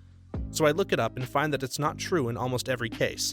Besides, most companies have standardized pay scales to prevent any possible civil rights violations by payroll and management. It actually led to them paying people less overall. If you don't copy and paste this post, then your Facebook, DeviantArt, Tumblr will delete your account, use your content without your permission, and introduce a feature you won't like. This middle-aged housewife has discovered cheap, effective home remedies and doctors hate her for it. Napoleon's height. He was actually average height for his time. The Monopoly guy has no monocle and hundreds of other Mandela effects. I think he gets confused with Mr. Peanut. MLMs are a sound business plan that can turn you into a successful entrepreneur. Seems like there are 100 different MLM scams these days, and you'd think people would catch on after a while. For every person who makes it work, there are 10,000 who lose their shirt on inventory, startup costs, and fees. Please, if any of your friends asks you to buy this crap or worse, asks you to sell it for them, smack them upside the head. I need to figure out how to start an MLM. That's where the money is. In fact, once I figure it out, I'll happily share the secrets with you as long as you are able to bring in 3 friends to pay for my class in successfully starting an MLM. The myth that Columbus discovered America first. Also that he thought the Earth was round while most people thought it was flat and he would fall off the edge. In reality, most people thought the world was larger than Columbus thought it was, and he would run out of supplies before reaching Asia. Guess which size estimate was right? Eratosthenes, ancient Greek guy, figured out the size of the Earth almost perfectly using only some sticks and the sun. That the Catholic Church was anti-science and tried to stop scientific progress while also liberally burning witches, who were really wise, vaguely pagan midwives and doctors. During medieval times, the Catholic Church was a serious scientific authority, saved tons of knowledge that would otherwise be lost, fostered literacy, and used a universal language for its scientific endeavors. For instance, Galileo wasn't wrongfully imprisoned for challenging church doctrine, but because he made a claim without evidence. He was told to teach it as a theory and not a fact, and ignored that directive while also insulting the Pope. The Renaissance actually saw a dip in proper science because, thanks to the lifting of the taboo on magic, the science-minded upper class suddenly started experimenting with that, trying to cast spells and crap. Newton, for instance, only bumbled upon his groundbreaking work in physics in between lengthy bouts of trying to discover the Philosopher's Stone. Also, the iconic hunting manual, the Malleus Maleficarum, was put on the Vatican's blacklist. Despite this, it became popular and is responsible for our current-day interpretation of witches, as largely female. Witch hunters were common who appealed to fear and hysteria in order to make a quick buck. The church was generally skeptical of witchcraft because the Bible stated that magic does not exist. That Jack couldn't fit on the door with Rose. I think it had to do with the buoyancy. It was definitely large enough to fit both of them, but may not have been able to support the weight. The 10,000 hour theory, popularized by Malcolm Gladwell. Was there ever a different number proposed? I guess it's too fluid a topic to posit a specific number of hours, but it does take years to reach a pro level at anything. Gladwell actually based his magic number on earlier research done on elite musicians. They found that 10,000 hours of deliberate, focused, purposeful, smart practice was the average among those that they studied. Gladwell misinterpreted this to mean 10,000 hours of doing anything is a so-called tipping point into greatness, when really it's just an average number among people who probably had inherent talent in the first place. Lots of people clung to this idea though, and I remember it being a really popular self-help mantra for a while. I still hear some LD coaches using this in corporate training.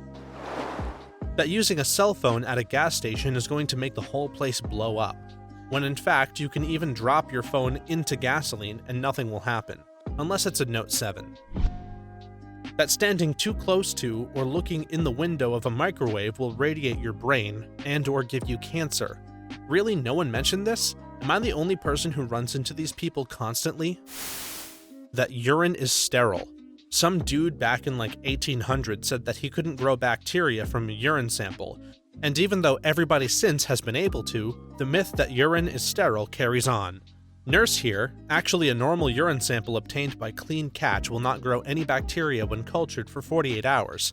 If it does grow bacteria, it usually means there is an infection that needs to be treated with antibiotics, or it was contaminated by normal skin or bowel flora during the collection process. Source: I've reviewed thousands of urine sample results. A scientific theory is just a theory, the way your idea about chemtrails or Area 51 is still currently just a theory. Evolution is as much a theory as gravity is. That's a pretty common and terrible comparison. Unlike gravity, we understand evolution.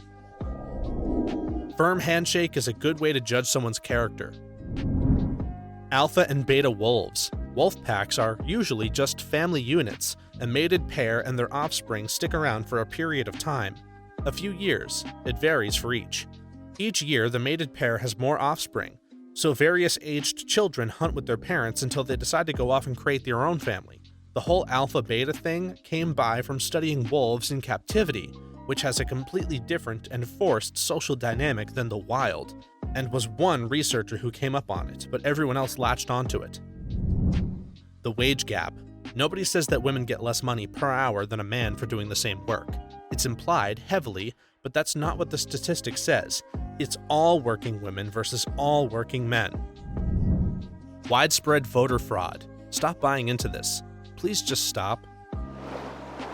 People keep acting like undercover cops have to tell you if they're cops is widely believed. Does anybody actually think this? Did anyone ever think this? I keep seeing it like it's an interesting fact when you need to be pretty stupid to believe it in the first place. GMOs are dangerous to human health and kill bees. Creationism. Some people will say I'm a creationist in that I believe God created the universe, but I still accept an old Earth and evolution. So I always make it a point to say young Earth creationism, so as to not muddy the conversation. And I agree, every creationist argument has been thoroughly debunked, but they keep making the rounds day in and day out. The surprising amount of people that do not believe in man-made climate change is quite astounding. I had someone the other day at my work stating that it was a lie and not true. I didn't argue at the time, but the evidence is pretty irrefutable that humans have had and are continuing to have a detrimental effect on the climate of the Earth. Burying your head in the sand does us all no good. Feminists and SJWs will hate me for this, but the wage gap. I have female coworkers who make exactly the same amount of money per hour working the same job. Also, the study that they cite over and over doesn't even factor in the type of work or the number of hours worked. Even then, they imply that the minimum wage is lower for women than it is for men, which isn't true, as our Bill of Rights prevents this sort of thing from happening. Eating a diet high in fat makes you fat. My mom believes this, and no amount of evidence will ever change her mind. That ADHD means you can't concentrate at all at any point in time. Guess what? ADHD is a badly named disorder. Also, that behavioral problems are indicative of ADHD in childhood. Boys. I have ADHD, and so does my kid. We can focus for hours if we want to the exclusion of literally everything else, but also cannot focus if there is another conversation going on close to the one that we're participating in. It's more about filtering than the ability to concentrate. Gluten is bad for you. Unless you have the genetic disorder celiac disease, gluten is just a harmless protein found in grains. Oh my god, so many do not understand this. In Vietnam, people think that leeches can survive after being powdered and baked in cookies. Yes, Chinese cookies. Chinese stuff has a bad reputation here, and bad clickbait journalism doesn't help. Every single one of these myths I've seen in this thread I've heard about 1,000,000 times. It's nice to know about myths from other countries. Aussies drink Fosters. We don't drink the crap, we export it. Shaving makes your hair grow back thicker. The common myth here in the South, people believe that there is fiberglass in chewing tobacco to cut your lip so that nicotine absorbs. The blood vessels in your lip are so thin, any drug can be absorbed without cutting your lip. Water goes down the plug hole one way north of the equator, and the other south of the equator. That actually depends. It would if you had a big enough tub or very, very slow-moving water. Basically, the water would need to rotate around the tub for 8 hours or longer for you to witness the Coriolis effect.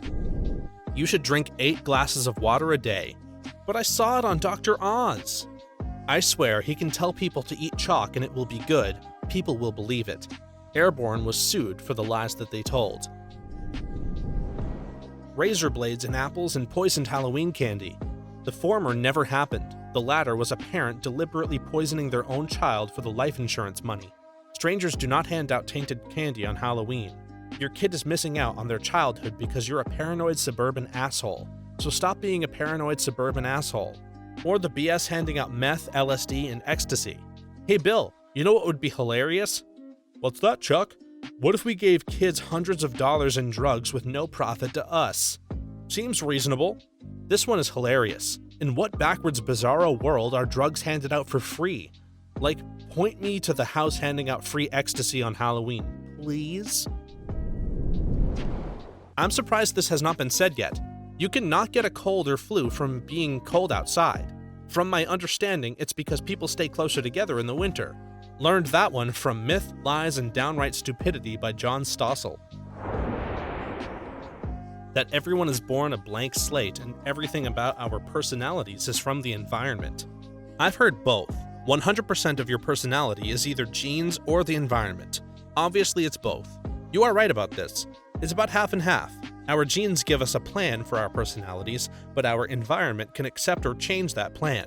This is why when people are having a hard time in life, I tell them they need to change their environment, like daily routine, friends, work, location, hobbies, etc.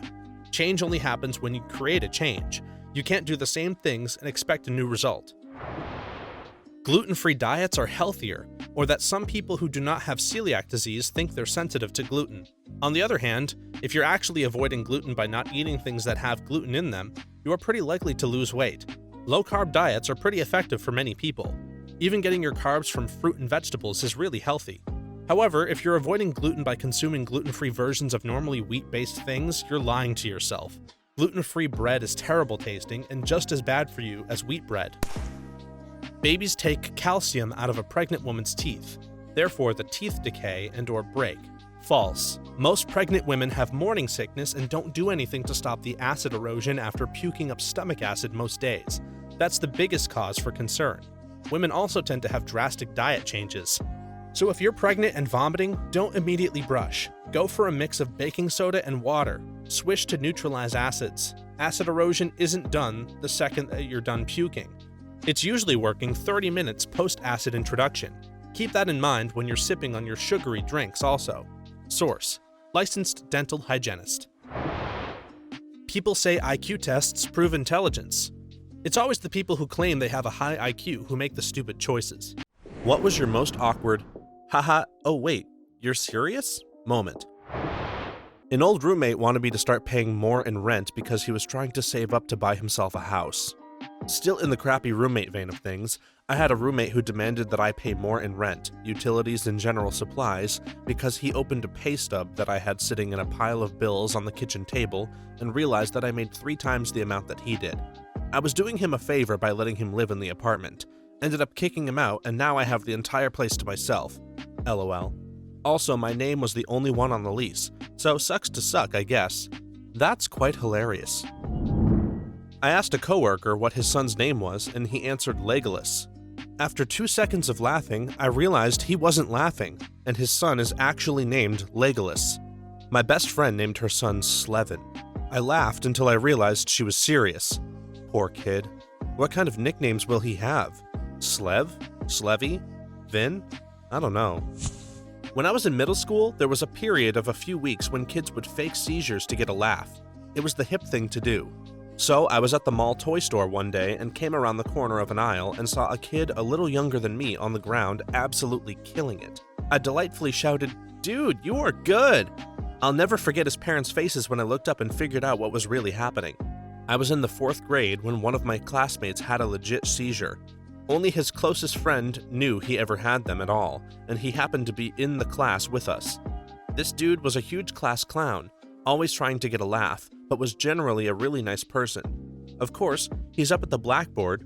It was actually green, strange thing to remember, and just starts convulsing. Everyone but his best friend thought it was a joke. I was too freaked out to laugh, but 90% of the other kids did. Once his friend jumped into action to keep him from slamming his head on the ground, it sunk in that this was real. I felt so bad for that kid, but as he was seizing, I really don't think he was able to hear the laughter. Sorry, Danny. Shout out to the 4th grader who knew how to act in that situation. When my daughter said she had been stung by a bee and it went all the way through her, it turned out that she had been stung on the chest and the back at the same time. What are the actual odds of that happening? I'd put it roughly at about 1 in a bazillion. I saw a largely pregnant woman and made a stupid comment. Bet you can't wait to get that out of you. She said, not really. The baby doesn't have a heartbeat, and I'm just waiting to have a stillbirth. To be honest, she was probably sick of people bugging her and wanted to screw with you hard. I was fairly pregnant myself with my first, so it's not like I didn't get it, or was just being a smartass. I thought I was making a mommy connection or something. We were in the clinic in the OBGYN waiting room, so maybe she was being morbid about it, but I got the impression that she was genuine. I googled it from my phone after she got called in, and it turns out that, yeah, you have to labor and delivery and everything. Can you imagine going through emotional and physical pain at the same time? When I was 18, I went with my then girlfriend to Las Vegas to meet her parents. We were in Florida where she lived with her aunt and uncle. I found out that her dad and mom lived in separate houses right across the street from one another for whatever reason, which was strange, but definitely not the strangest thing that would happen on that trip. Her dad came over to her mom's house to meet me, and I couldn't help but notice that he was dressed in a suit. I thought maybe he was just a fancy dresser. He kept asking me questions about my family and how I felt about his daughter. He seemed to like me, and we went through the trip on fairly pleasant terms, but nothing else happened of any note. Once we get back home to Florida, my girlfriend decides to tell me that her dad thought we were coming out to Vegas to get married, and he dressed up because he was planning on taking us to get married that day. She had to tell him that we had no intention of getting married in Vegas. He thought you two were getting married at 18? I suppose it happens, but it's not very common. Please tell that to my family. My siblings and I are the weird ones because the oldest is in their late 20s and not married, and my sister and I are mid-20s and not married. I have a cousin who is 26 and already divorced. For every girl I've brought home, my dad tried to have a legit conversation about if I think she's the one. He's on his 4th marriage. On Wednesday, a customer asked me why our produce section was so empty, especially in terms of stuff like lettuce. I told him that it was because of extreme weather in Spain, where we source most of our stuff from. He cut off my explanation with, "Why does it matter what's going on in Spain? We're in Scotland." I hate it when people do that crap. I've noticed a particularly large amount of it in the 45 to 55 male crowd.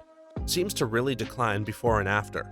But it's like they need to complain about something, but don't want to deal with an actual explanation. It seems like very odd behavior. That's when most men realize that their dreams won't come true and that their life sucks and they're pissed off at everyone. Someone once said to me, "Wait, you're Chinese? I always thought you were Asian." My niece, a very sheltered white girl, asked her camp boyfriend, "What kind of knees are you? Chinese? Japanese?" He responded, "Korean." I worked at a bookstore and a customer asked me why the hardcover and paperback versions of the same book didn't cost the same amount. I chuckled and said, "I guess I'll have to look into that." He came back to me 5 minutes later and asked if I had found out yet. Dated a girl for 4 months a few years back. One day we were chilling at my house, asked her if she wants to watch an episode of Brian Cox's documentary Wonders of the Universe, to which she told me she doesn't believe in space. She was 100% convinced that the sky was all that there was and that space was a huge cover-up by the government or some crap. At first I laughed, then we argued, and I couldn't win because I haven't been to space to prove it exists. We didn't see much of each other after that. But did you tell her while breaking up that you just need some space? I feel like we're light years apart from each other on this. I used to teach drama camp. Ugh. I would take suggestions from the kids on Monday, write a half-hour play based on those suggestions that night, and then they would perform it on Friday. I once had a parent come to see me after reading the script. She asked if there was a way to do the play with no conflict in it. I laughed, assuming she was making fun of the other PC soccer moms I had to deal with, but she meant it. She wanted us to tell a story without any obstacles or confrontations. I then carefully explained to her that a story without conflict would not be a story, but just a series of occurrences. Man wants pizza. Man goes to the fridge. There is pizza in the fridge. Man eats pizza. Theater. Man finds pizza gone. Dramatic, no! Man vows revenge. Starts talking to himself. Answers himself. Calls pizza, "My precious." Leads the hobbitses to Taco Bell. They're taking the hobbits to Taco Bell! Worked at a pet food store. A woman came in and asked where to put topical flea medicine on her kids. Frontline. I laughed way too hard. She complained to my manager, who also laughed. Everyone knows you need flea collars for kids. Parents these days. My uncle asked my brother if he thought my other brother, who's gay, bleached his asshole. My brother told me the story. I kept waiting for him to start laughing or smiling or anything, but he just stared at me with such a straight face. I was like, "Oh, you're serious?" "I don't know, dude." What was I supposed to say? Deadpan this back. "Did you need a recommendation on where to go?" Then your uncle deadpans back, "Yes." Then frick your uncle in the ass, deadpan. I work as a server in a restaurant. We use little wooden trays as check presenters, and since it's an open-air restaurant, we weigh down the receipts with decorative stones, shiny ones, like for the bottom of fish tanks. I dropped a check for an older couple, and when I got back, the man said, "You should warn people that those rocks aren't chocolates. I could have broken a tooth." I get a lot of older people who like to josh around with me, so I definitely thought he was kidding. He was not. He was actually mad at me because he had tried to eat that rock, and it was obviously my fault. My husband and I were in Costa Rica, and when we pulled up outside of our resort, a gentleman brought us a tray with 2 champagne glasses containing the best pina coladas I'd ever had. Next to each glass was a large white pill, like an antacid. We both stared at one another, not knowing what to do. Thank God we didn't eat them, because right then the gentleman pulled out a carafe of water and poured it on one of the pills, which expanded and turned it into a face cloth. We both came very close to eating whole face cloths. Met a guy and I told him my name. He said, "I'll probably not remember it. I have memory problems." I said, "Haha, yeah, I'm bad with names too." Met him again 2 days later and I remembered his name. He, on the other hand, didn't remember meeting me. And when I realized it wasn't a joke, I was told by his mother that he actually does have memory problems. I felt like an asshole. Oh well. He doesn't remember me laughing at him. Met a guy over a dozen times at multiple college parties. He would mention having memory trouble. Found out that 6 months into the school year, they had a weird mold thing going on in their rental. That took an unexpected turn, to be honest. The mold caused memory trouble? Her. How do we even know that dinosaurs were called dinosaurs if they're all dead now and we've never met one in real life? Me. Haha, that's funny. Her. What's funny? Me. Oh, honey. It took me literally half an hour to even get her slightly on board with the fact that things are called things because we decided on the name, not because things inherently have a name that we discover. I wish I was joking. My sister-in-law, who has a bachelor's degree in nursing, one time said something about driving to Alaska because it's not that far from Texas. While our family was having a holiday dinner together, we all laughed. She asked what was so funny. We just stared at each other. She thought Alaska was by Mexico because of the map inset. Guess she had never seen it on a globe. Did she just think Alaska just happened to form with that huge, perfectly straight eastern border? What about the fact that it's really cold there and tropical in Hawaii, which is apparently right next to Alaska? I'm just curious what she thought the processes were here. A man was regaling his fellow partygoers with his wasted jokes. He described being found as a newborn in a field after his teenage mother hid her pregnancy and gave birth at home. All he knew about her was she was a Waffle House waitress. We sat there enthralled, waiting for the punchline until we realized he'd moved from life of the party onto the in vino veritas stage of wantedness. Damn, if that's not a perfect country song though. You know, real country. My mama got pregnant by a man in a cowboy hat who ordered a Coke. Her boots wet when her water broke. Too poor to live, too poor to love. She did what a mama does, what a mama does. Came to a field, didn't know where to go. Squattled down and out I keeled. What a mama does, what a mama does. Her baby's cries rang out into the sky. Used her Waffle House apron to dry her eyes. Not even a pickup truck to stay the night. What a mama does, what a mama does. Now she's old, weathered by the time, thinking about her baby and wondering if he's doing just fine. Yes, mama, I'm fine. What a mama does, what a mama does. Outro as a whisper. I love you, mama. I loved my dad. I just feel the need to say that ahead of time. My dad lived a very hard life, never learned to read and worked with his hands his whole life to provide for my mom and me. One time, when I was about 15, we were watching Jay Leno and he was doing jaywalking. I was talking about how funny it was that people could be that stupid.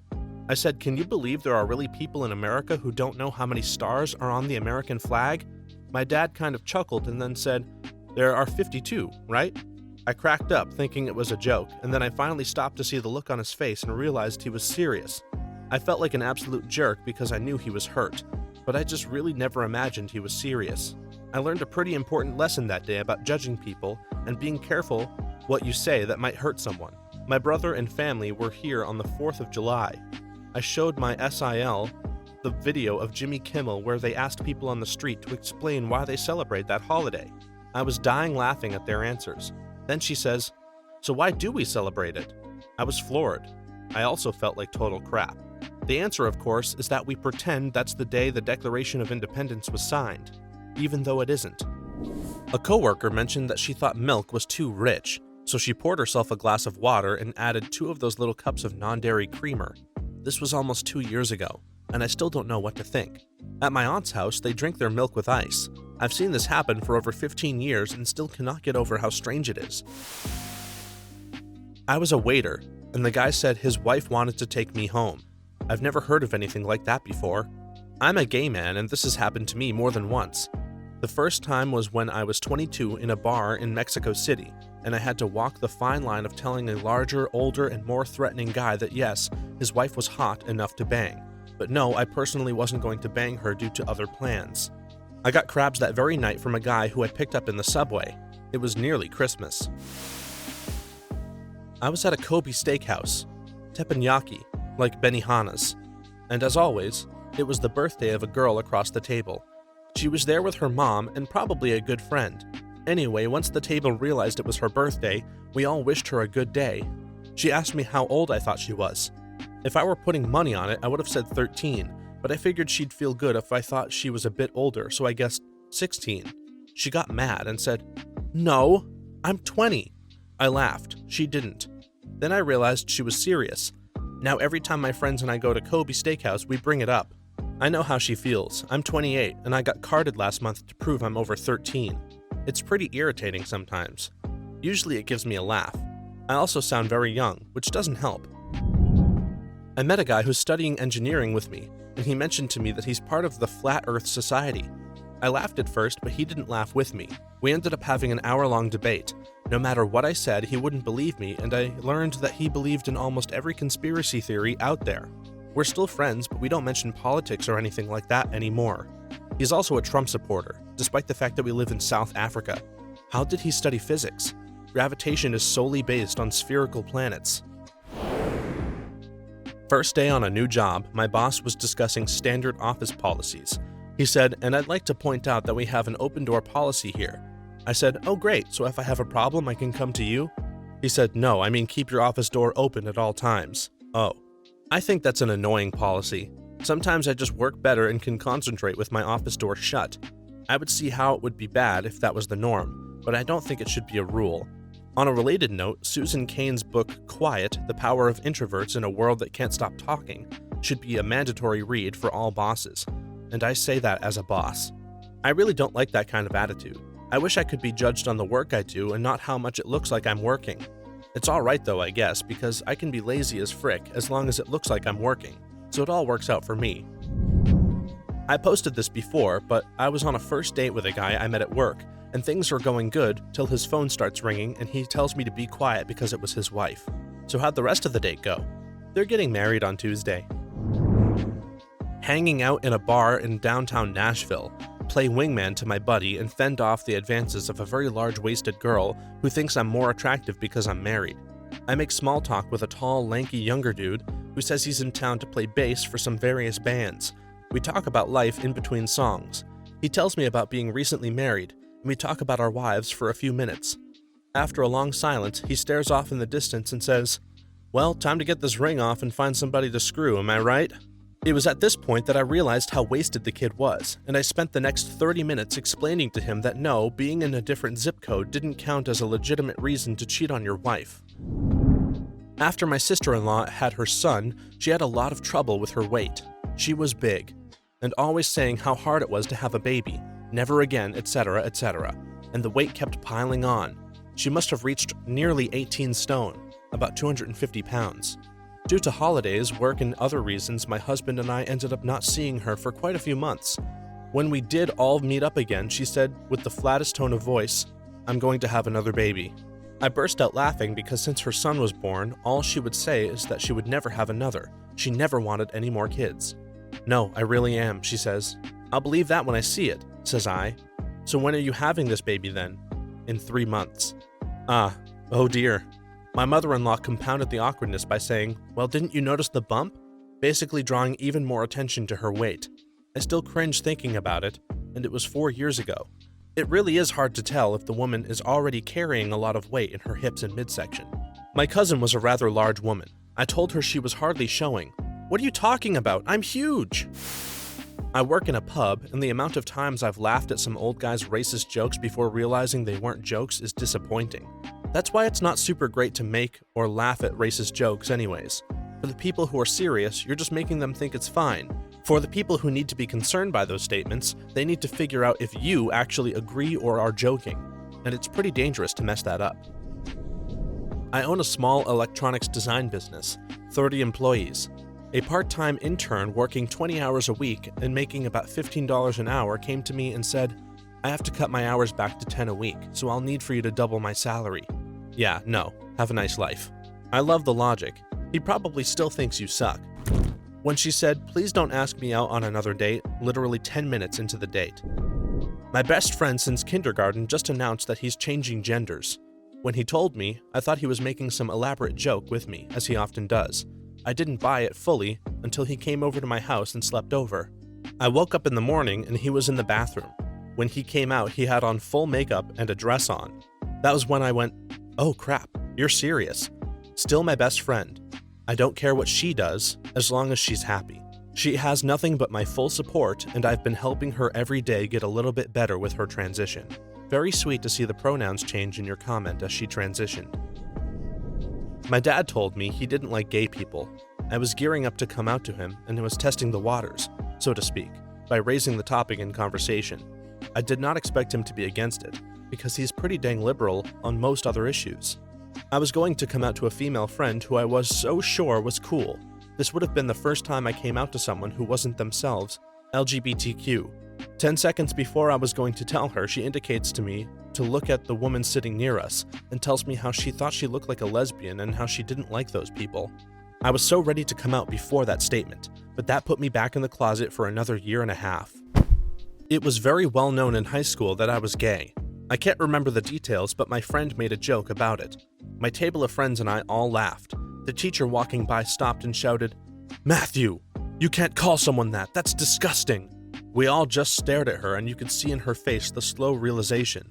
She never apologized. I never understood why teachers don't apologize more often when they make mistakes like this. I'm trying to become a teacher at the moment, and if 4 years of college education have taught me anything up to this point, it's that I am incredibly ignorant of many things, and this can indeed cause me to run afoul at times. Broke my arm real bad once. Went to urgent care, the doctor there said it was a hairline fracture and didn't even need a cast. So I laughed, considering my hand was stuck in a downward position, could barely move my fingers, and the bone was visibly pressing against the skin of my arm. Turns out she just didn't know crap. We went to an actual orthopedist and he freaked out and had us in surgery for the very next morning. Have not been to any urgent care since. That reminds me of a homeless cat that my girlfriend and I took in who had some obvious health issues. As I noted, his shoulder seemed messed up. Most people can't specify a cat's injury and just generalize arm, leg, or whatever, so it seemed bad enough to me that I could specify his messed up shoulder. Took him to a vet. Oh, his shoulder is fine. Maybe his hand is sore or something. Took him to a second vet who did an x-ray. His shoulder is completely gone, disintegrated into dust. Human doctors aren't the only ones who need their work to be double-checked. After finishing an otherwise flawless interview, we shook hands and I said, "Thank you, sir." She replied, "Ma'am." Just a slip of the tongue, or was the interviewer very androgynous and you genuinely couldn't discern her gender? My close friend was chatting with me on the day of our college graduation, each with a degree in biology. They thought birds weren't technically animals and had a separate category. I still haven't been able to convince my fiance's family that insects are a subcategory of animal. I had an argument about this with my wife. I thought it was common knowledge that insects were animals. She informed me that most people didn't believe so. So there's me, at 10 in the evening, as we walk down the street asking random strangers whether insects were animals. Not a single person I asked said yes. She won that argument. For clarity, she understood that insects were animals. The disagreement was about whether this was common knowledge. A new coworker came up to me one day and said, "What comes after 999? She got offended when I laughed. Turned out she had a learning disability and could not make the cognitive leap from 9 to 10. She also wore 2 watches so that she would know what time it was where her boyfriend worked. We were in CST and her boyfriend worked in EST. Oof, I feel bad for anyone with a handicap that's severe. But I don't blame you for laughing in that situation. Unless you're a special ed teacher or something, I don't think anyone would expect that question to be serious. What is the worst case of spoiled rotten that you've ever seen? A friend of mine saved up for an iPod when they first came out. Literally saved for a year to get one. His mom took him and his sister to the mall so that he can purchase his. His sister started throwing a tantrum because she didn't have one now. Their mom got so fed up with her about it that she bought the sister one just to shut her up. I've been that brother. It really does kill you inside. A friend I went to high school with got a slightly smaller iPad Pro for his birthday. He really wanted the bigger one with more memory. He proceeds to put it on record and throw it off a roof in retaliation. His parents then buy him another iPad, the correct one, as he put it. I don't talk to him anymore because he was a condescending ass. My friend's dog. He used to barbecue a steak for the dog once or twice a week. Apparently, the dog didn't like it pan-fried. Seems like half of the dogs in existence are real assholes. The rest are no better. Dated a girl who was given a brand new car for her 16th birthday. She had it for less than a year before she crashed it. Her parents bought her a used car. She had it for about a year before crashing it. They bought her a third car, used, and then when her brother turned 16, she pitched a fit because he got a new car while she had to drive around her used car. So he ran her over, right? I'm from a rich area in Dallas, Texas, so I've seen some crap. I went back for a visit and my childhood best friend was complaining that her parents were only letting her go to New Zealand instead of Amsterdam. Again, her dad is a multimillionaire and both of her teenage brothers drive Teslas. My male best friend was complaining to me that he didn't get to go to prom in a Hummer limo, only a regular stretch. He looked like he was going to pass out when I told him that I missed prom in high school to work a night shift. Glad I don't know them anymore. Sounds like you're near Highland Park. My employer's 2 sons have everything paid for, so they never have to worry about the cost. They both have everything they want and need. One of them likes expensive shiny things, and he's always thrown fits until he got what he wanted, from what his dad told me. For Christmas, he wanted a $1,200 55-inch Samsung curved TV, even after his dad stated that his budget is $1,000 for each. He threw fits and got mad at his dad, and his dad, being the wimp that he is, apologized and ended up buying it for him anyway. The son is 21 years old. A $1,000 budget for Christmas? My brother and I are lucky if we get $100 between the both of us. My mom had cervical cancer a few years ago and had a full hysterectomy. She was out of work for a while, and my brother and I had to work more hours and basically help out with the majority of the bills and groceries. My then girlfriend at the time couldn't seem to understand why I wasn't willing to pay hundreds of dollars on a tux and prom stuff. She proceeded to ask me every day if we were going until I finally yelled at her and told her sarcastically that I was sorry that my mom had cancer and surgery to remove all of it, and that I was sorry I had to help out with paying bills. She finally shut up about it and cried to her friends, literally cried at the school that she went to, and told them she just didn't want to go. She totally left out the cancer part. I only learned that the other week, when one of the people she cried to got hired at my job and told me what she did. We later broke up because she cheated on me and she told everyone I hit her. I've never been in a fight in my life, and I'm afraid to hit anyone because I'm an asshole. I guess prom overrules helping my mom who had cancer. I hope your mom has overcome her cancer. Rather have a mom that loves you than one like that. She has, cancer-free for 4 years now. The ex has moved on to have 2 babies, and she's not even 22 yet. I dodged a bullet. I was on a school bus as a senior. As we stopped at a house, there was a dead dog by the road. The little girl getting off said to her friend who pointed it out, "Oh yeah, we got him this weekend. My dad will just get me another one, so it doesn't matter." Went to school with a girl who got a 2012 BMW and literally cried and cussed out her parents because she didn't get a 2015. Knew one girl who got a hot pink Hummer for her quinceañera. Since she still had a year before she could drive, she decided to keep the Hummer for no apparent reason and got a Mercedes Roadster when she turned 16. Knew another girl who got a Mercedes G-Wagon for her 16th. She crashed it a week later on purpose because her stepdad bought it as an attempt to buy her love, and she caught him cheating on her mom. I don't know if that's exactly worth it. I mean, the latter girl seems like she's the opposite of everybody else that has been described in this thread, so... Sister refuses to look for a job and as a result, moves back home.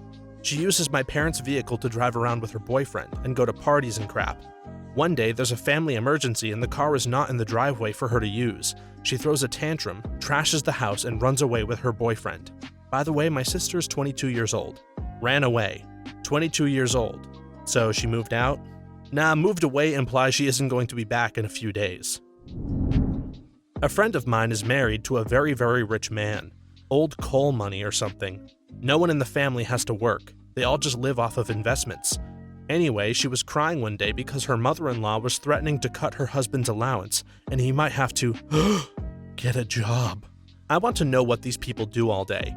I can understand not bothering with a 9-to-5 if you're filthy rich, but there are only so many Lambos to crash and so many expensive substances to absorb in one's lifetime. Charity and socializing, I suppose. I knew a guy who had a few homes his family owned, and he had no wife or kids or siblings. Some died tragically. He's not filthy rich, just comfortable, and he has to at best do some repairs and find good tenants, so he didn't really work. The tragedies killed his drive. He spent all his time reading and collecting books, and he bought so many off of Amazon that they just keep sending him books for free to review. I didn't know her personally, but I'm still friends with a guy who dated one of her friends. I heard this from him. We all went to a private, pretty expensive school in the US. The spoiled rotten girl got a degree in journalism and promptly moved to London to find a job. Her parents rented her an apartment and I assume paid for her life for about 2 years before she was forced to move back because she never looked for nor was employed while there. Once back in the States, she refused to live in her parents' house, citing she was a grown woman and how could this be expected of her. Her parents bought her an apartment in New York City. Last I heard, she still lives in that apartment without a job, but is or has moved because it's in crappy Brooklyn and not Manhattan.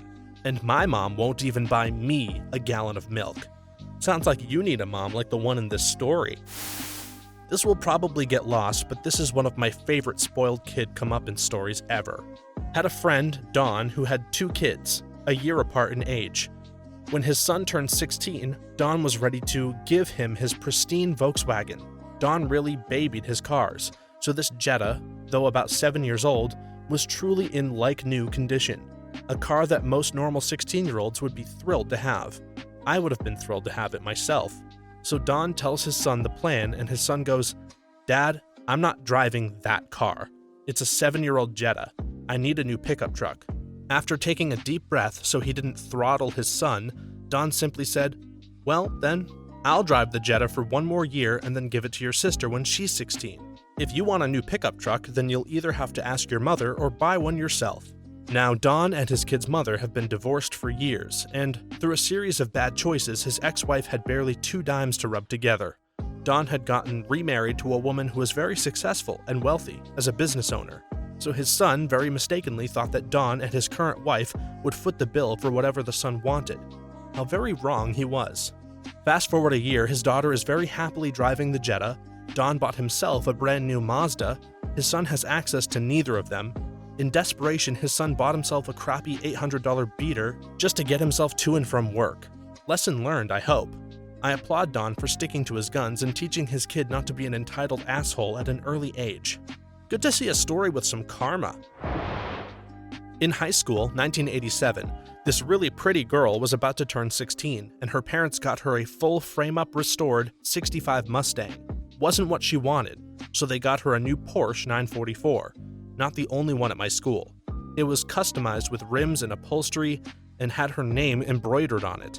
When she graduated, they got her a new Lexus sedan. Her father was a preacher at a small rural church. Her mom was a stay-at-home trophy wife. Still have no idea how they pulled that off. I just threw up a little at the thought of a beautiful stock 944 being defiled with crappy custom rims and crappy custom upholstery. No, the rims were actually nice. The car was that dark gray, and they were chrome rims with black accents. It looked pretty badass. Then you look inside and Deb was on everything with flowers. When I was 15, I was dating this girl that I had met at a coffee shop downtown. Her parents were loaded. Like home movie theater, wine cellar, live-in maid loaded. The girl got a brand new Lexus for her 16th birthday. It took her 4 times to pass her driving test. A week later, she totals the car, so they buy her another one. Her parents also flew her from California to London to go school clothes shopping. What the actual heck? Obviously, she stayed for more than just a couple of hours. Wow, my grandmother used to give me $20 for gas every weekend, and I was going to use that as an example of spoiled. Nah, that's just grandma love.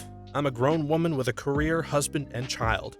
Just yesterday, I was visiting my grandma and she gave me $20 for gas. My grandmother used to make meals for me when I would go visit. She was a fantastic cook and literally made the best spaghetti sauce the world has ever known. I miss my grandmother and her cooking. I was in a Toys R Us in the 90s. This mother and daughter, who had to be around 12, were shopping. The girl asks if she can have a toy. The mother said, "No, we are here to get a gift for." The girl asked once or twice more, and the mom declined. The girl then said, "Screw you, mommy," and took off running. The mother chased her while the kid cursed her out. Eventually, it must have ended. I went to check out and the mother and daughter is behind me. The mother not only got the toy she wanted, but actually apologized. That was my cousin Zach, but when we left Toys R Us, his dad made him give the toy to Salvation Army. He cried and cried. I got yelled at for laughing. I liked that dad's style. I went on vacation for a week or two with a few friends. Came home and apparently one of my buddies left some raw ground beef in the backseat of his car, convertible with the top down, in his garage, and some flies got into it. The lump of meat was replaced with a slimy, wriggling mass of maggots. The entire backseat was also covered in the corpses of dead maggots as they crawled away from the meat in search of more food. That image is forever burned into my mind. You went in an entirely wrong direction, but your story was good. Upvote for you. In college, I knew a girl whose daddy was some big shot banker or something. Made enough that the wife didn't have to work and 3 kids could go to expensive schools with little financial aid. This girl didn't have to work during college, had all of her supplies and lodging paid for by daddy, and got to fly home every time there was a 3-day weekend, all on her father's dime. I once had to borrow $10 from her to pay for some food when we went out to eat. I promised I would pay her back once I got my check next week. At the time, I worked for a cafe, and she seemed cool with it. Turns out she was not cool with it and promptly bashed me on her blog and told all of her friends, calling me a bad person and a thief because I borrowed $10, which I paid her back. I brought up the blog posts and she was very embarrassed. Last I heard of her, she's living in a daddy-paid Manhattan apartment, working part-time as a receptionist at a yoga studio. She started a new blog about the struggle. Was at the Ford dealership getting my oil changed and killing time by walking through the big showroom. There was a Mustang GT350 sitting in the middle with a huge bow on it, and folks are gathered around waiting for someone. Minutes later, the family comes in with their son, who immediately yells about wanting it in blue instead of black, and denting the passenger door with a swift kick. This one bothers me the most so far. That little bastard would find himself in boarding school. I'll bet the salesman's jaws were on the floor. The salesman probably just had a smirk on their face. Some probably even rolled their eyes at the little crap. Once you've sold cars, very few things that customers do surprise you anymore. Source: sold cars. A girl in my high school had totaled 4 cars by the time she graduated on account of crashing 2, flipping one onto someone's lawn, and accidentally running someone else's car completely over. I know that there are some seriously bad drivers out there, but 4 totaled cars sounds like it's a cry for help. I'm so bad at driving, I think I need a chauffeur. Okay, I've got one. My boyfriend's little half-sister, so her parents are real hippies, and live at least 40 minutes from the nearest town, which doesn't have much anyway. They live on an eco-friendly farmlet that her parents built from scratch. Since the age of, say, 10, she's now 16, and my boyfriend's sister has been a stealer of money. Started off by taking coins when she was babysitting for neighbors, eventually finding out where stashes of coins were kept, and then the neighbors found out and told her parents. They were mortified but didn't do much apart from telling her off and making her promise she wouldn't do it again. Little things like that happened and the same outcome. Then her granddad passed away and left a share of $1 million to her mother, which was used to upgrade the farm, buy more land, etc. She stole money from her dead granddad's wallet in his pocket when he was lying in the house dead when no one was looking. All she got was a bit of a tell-off. She never has to give the money back because she spends it first. Her parents just say work it off by doing chores. Now she's 16 and her latest crime has been stealing her mom's card to buy $800 of makeup online. Her parents took the makeup from her hoping to return it, but not before she replaced the makeup in the boxes with old bottles. They let her keep the makeup and still let her do all of her school camps, parties, etc. The last I heard, her parents started a B&B, made a couple grand only to have it disappear because she found out their internet banking passwords, transferred it to herself, and then spent it on food, friends, makeup, all in a weekend before they could find out. Her punishment? Working it off by doing chores. It makes me sick. I had to do chores for free. I'm still doing chores for free in my own house. My mouth hung open once I got the part where she stole money from a dead relative. What a piece of crap. For a girl's 16th birthday, she was given a brand new Mercedes and immediately broke down crying in front of all of us. There were about 20 of her guests. She was upset because she wanted a Porsche, not a Mercedes. I had to walk 3 miles home because I still didn't have a car. Do you know what I got for my 16th birthday? 2 baby goats, because they were free. I still don't have a driver's license or a car. I'm 26. To be honest, I'm 20 on my next birthday, and baby goats sounds like a good present to me. Me. My parents paid a lot of money so I could travel at a young age. By 18, I'd been on every continent but Antarctica. It was an amazing learning experience and helped me decide the type of person I wanted to be. Spoiled but not spoiled rotten. I'll take it though. Glad to see you got good parents though. For young kids. A kid whose mom catered to every whim he had and never wanted him to feel any bad feelings. She would make him separate dinners, buy him everything he asked for, fight with his teachers when they said he was misbehaving in class, that sort of thing. Anyway, one day I babysat him for her because she had a family emergency, and he asked me for a PB&J sandwich. I made it for him and he started crying and said, "This sandwich is different from the sandwich I have at home." 7 years old, and I wasn't using weird ingredients or anything. For teenagers, my cousin's parents paid for everything for him. Car, apartment, college, spending money. All he had to do was go to college and pass classes. This asshole dropped out of school because I would rather sleep all day and party. Lit a fire in his apartment that caused significant water damage from the sprinkler system and started being a drug dealer. A kid I used to watch decided that I didn't know how to cook because I mixed the peanut butter and jelly together on one slice of bread and then put the other slice on top. He wanted peanut butter on one slice and jelly on the other.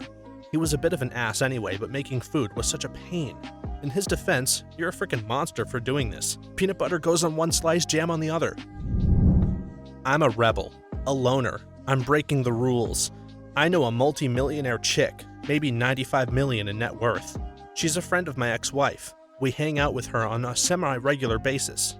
At any rate, one day, years ago, my kid is playing some Game Boy DS shareable game with her sons.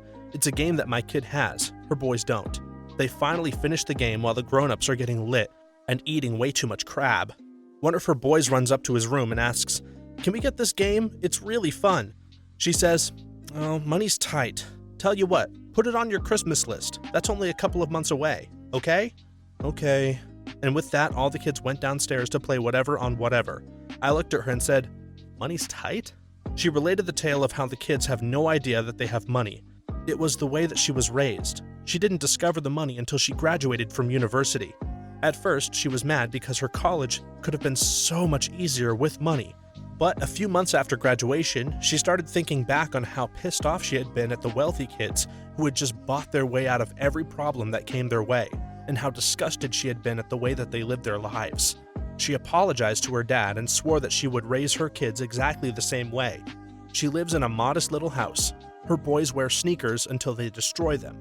They will find out when they graduate college. That right there is bloody cool. Props to that chick. I went to school with a girl, let's call her Jess.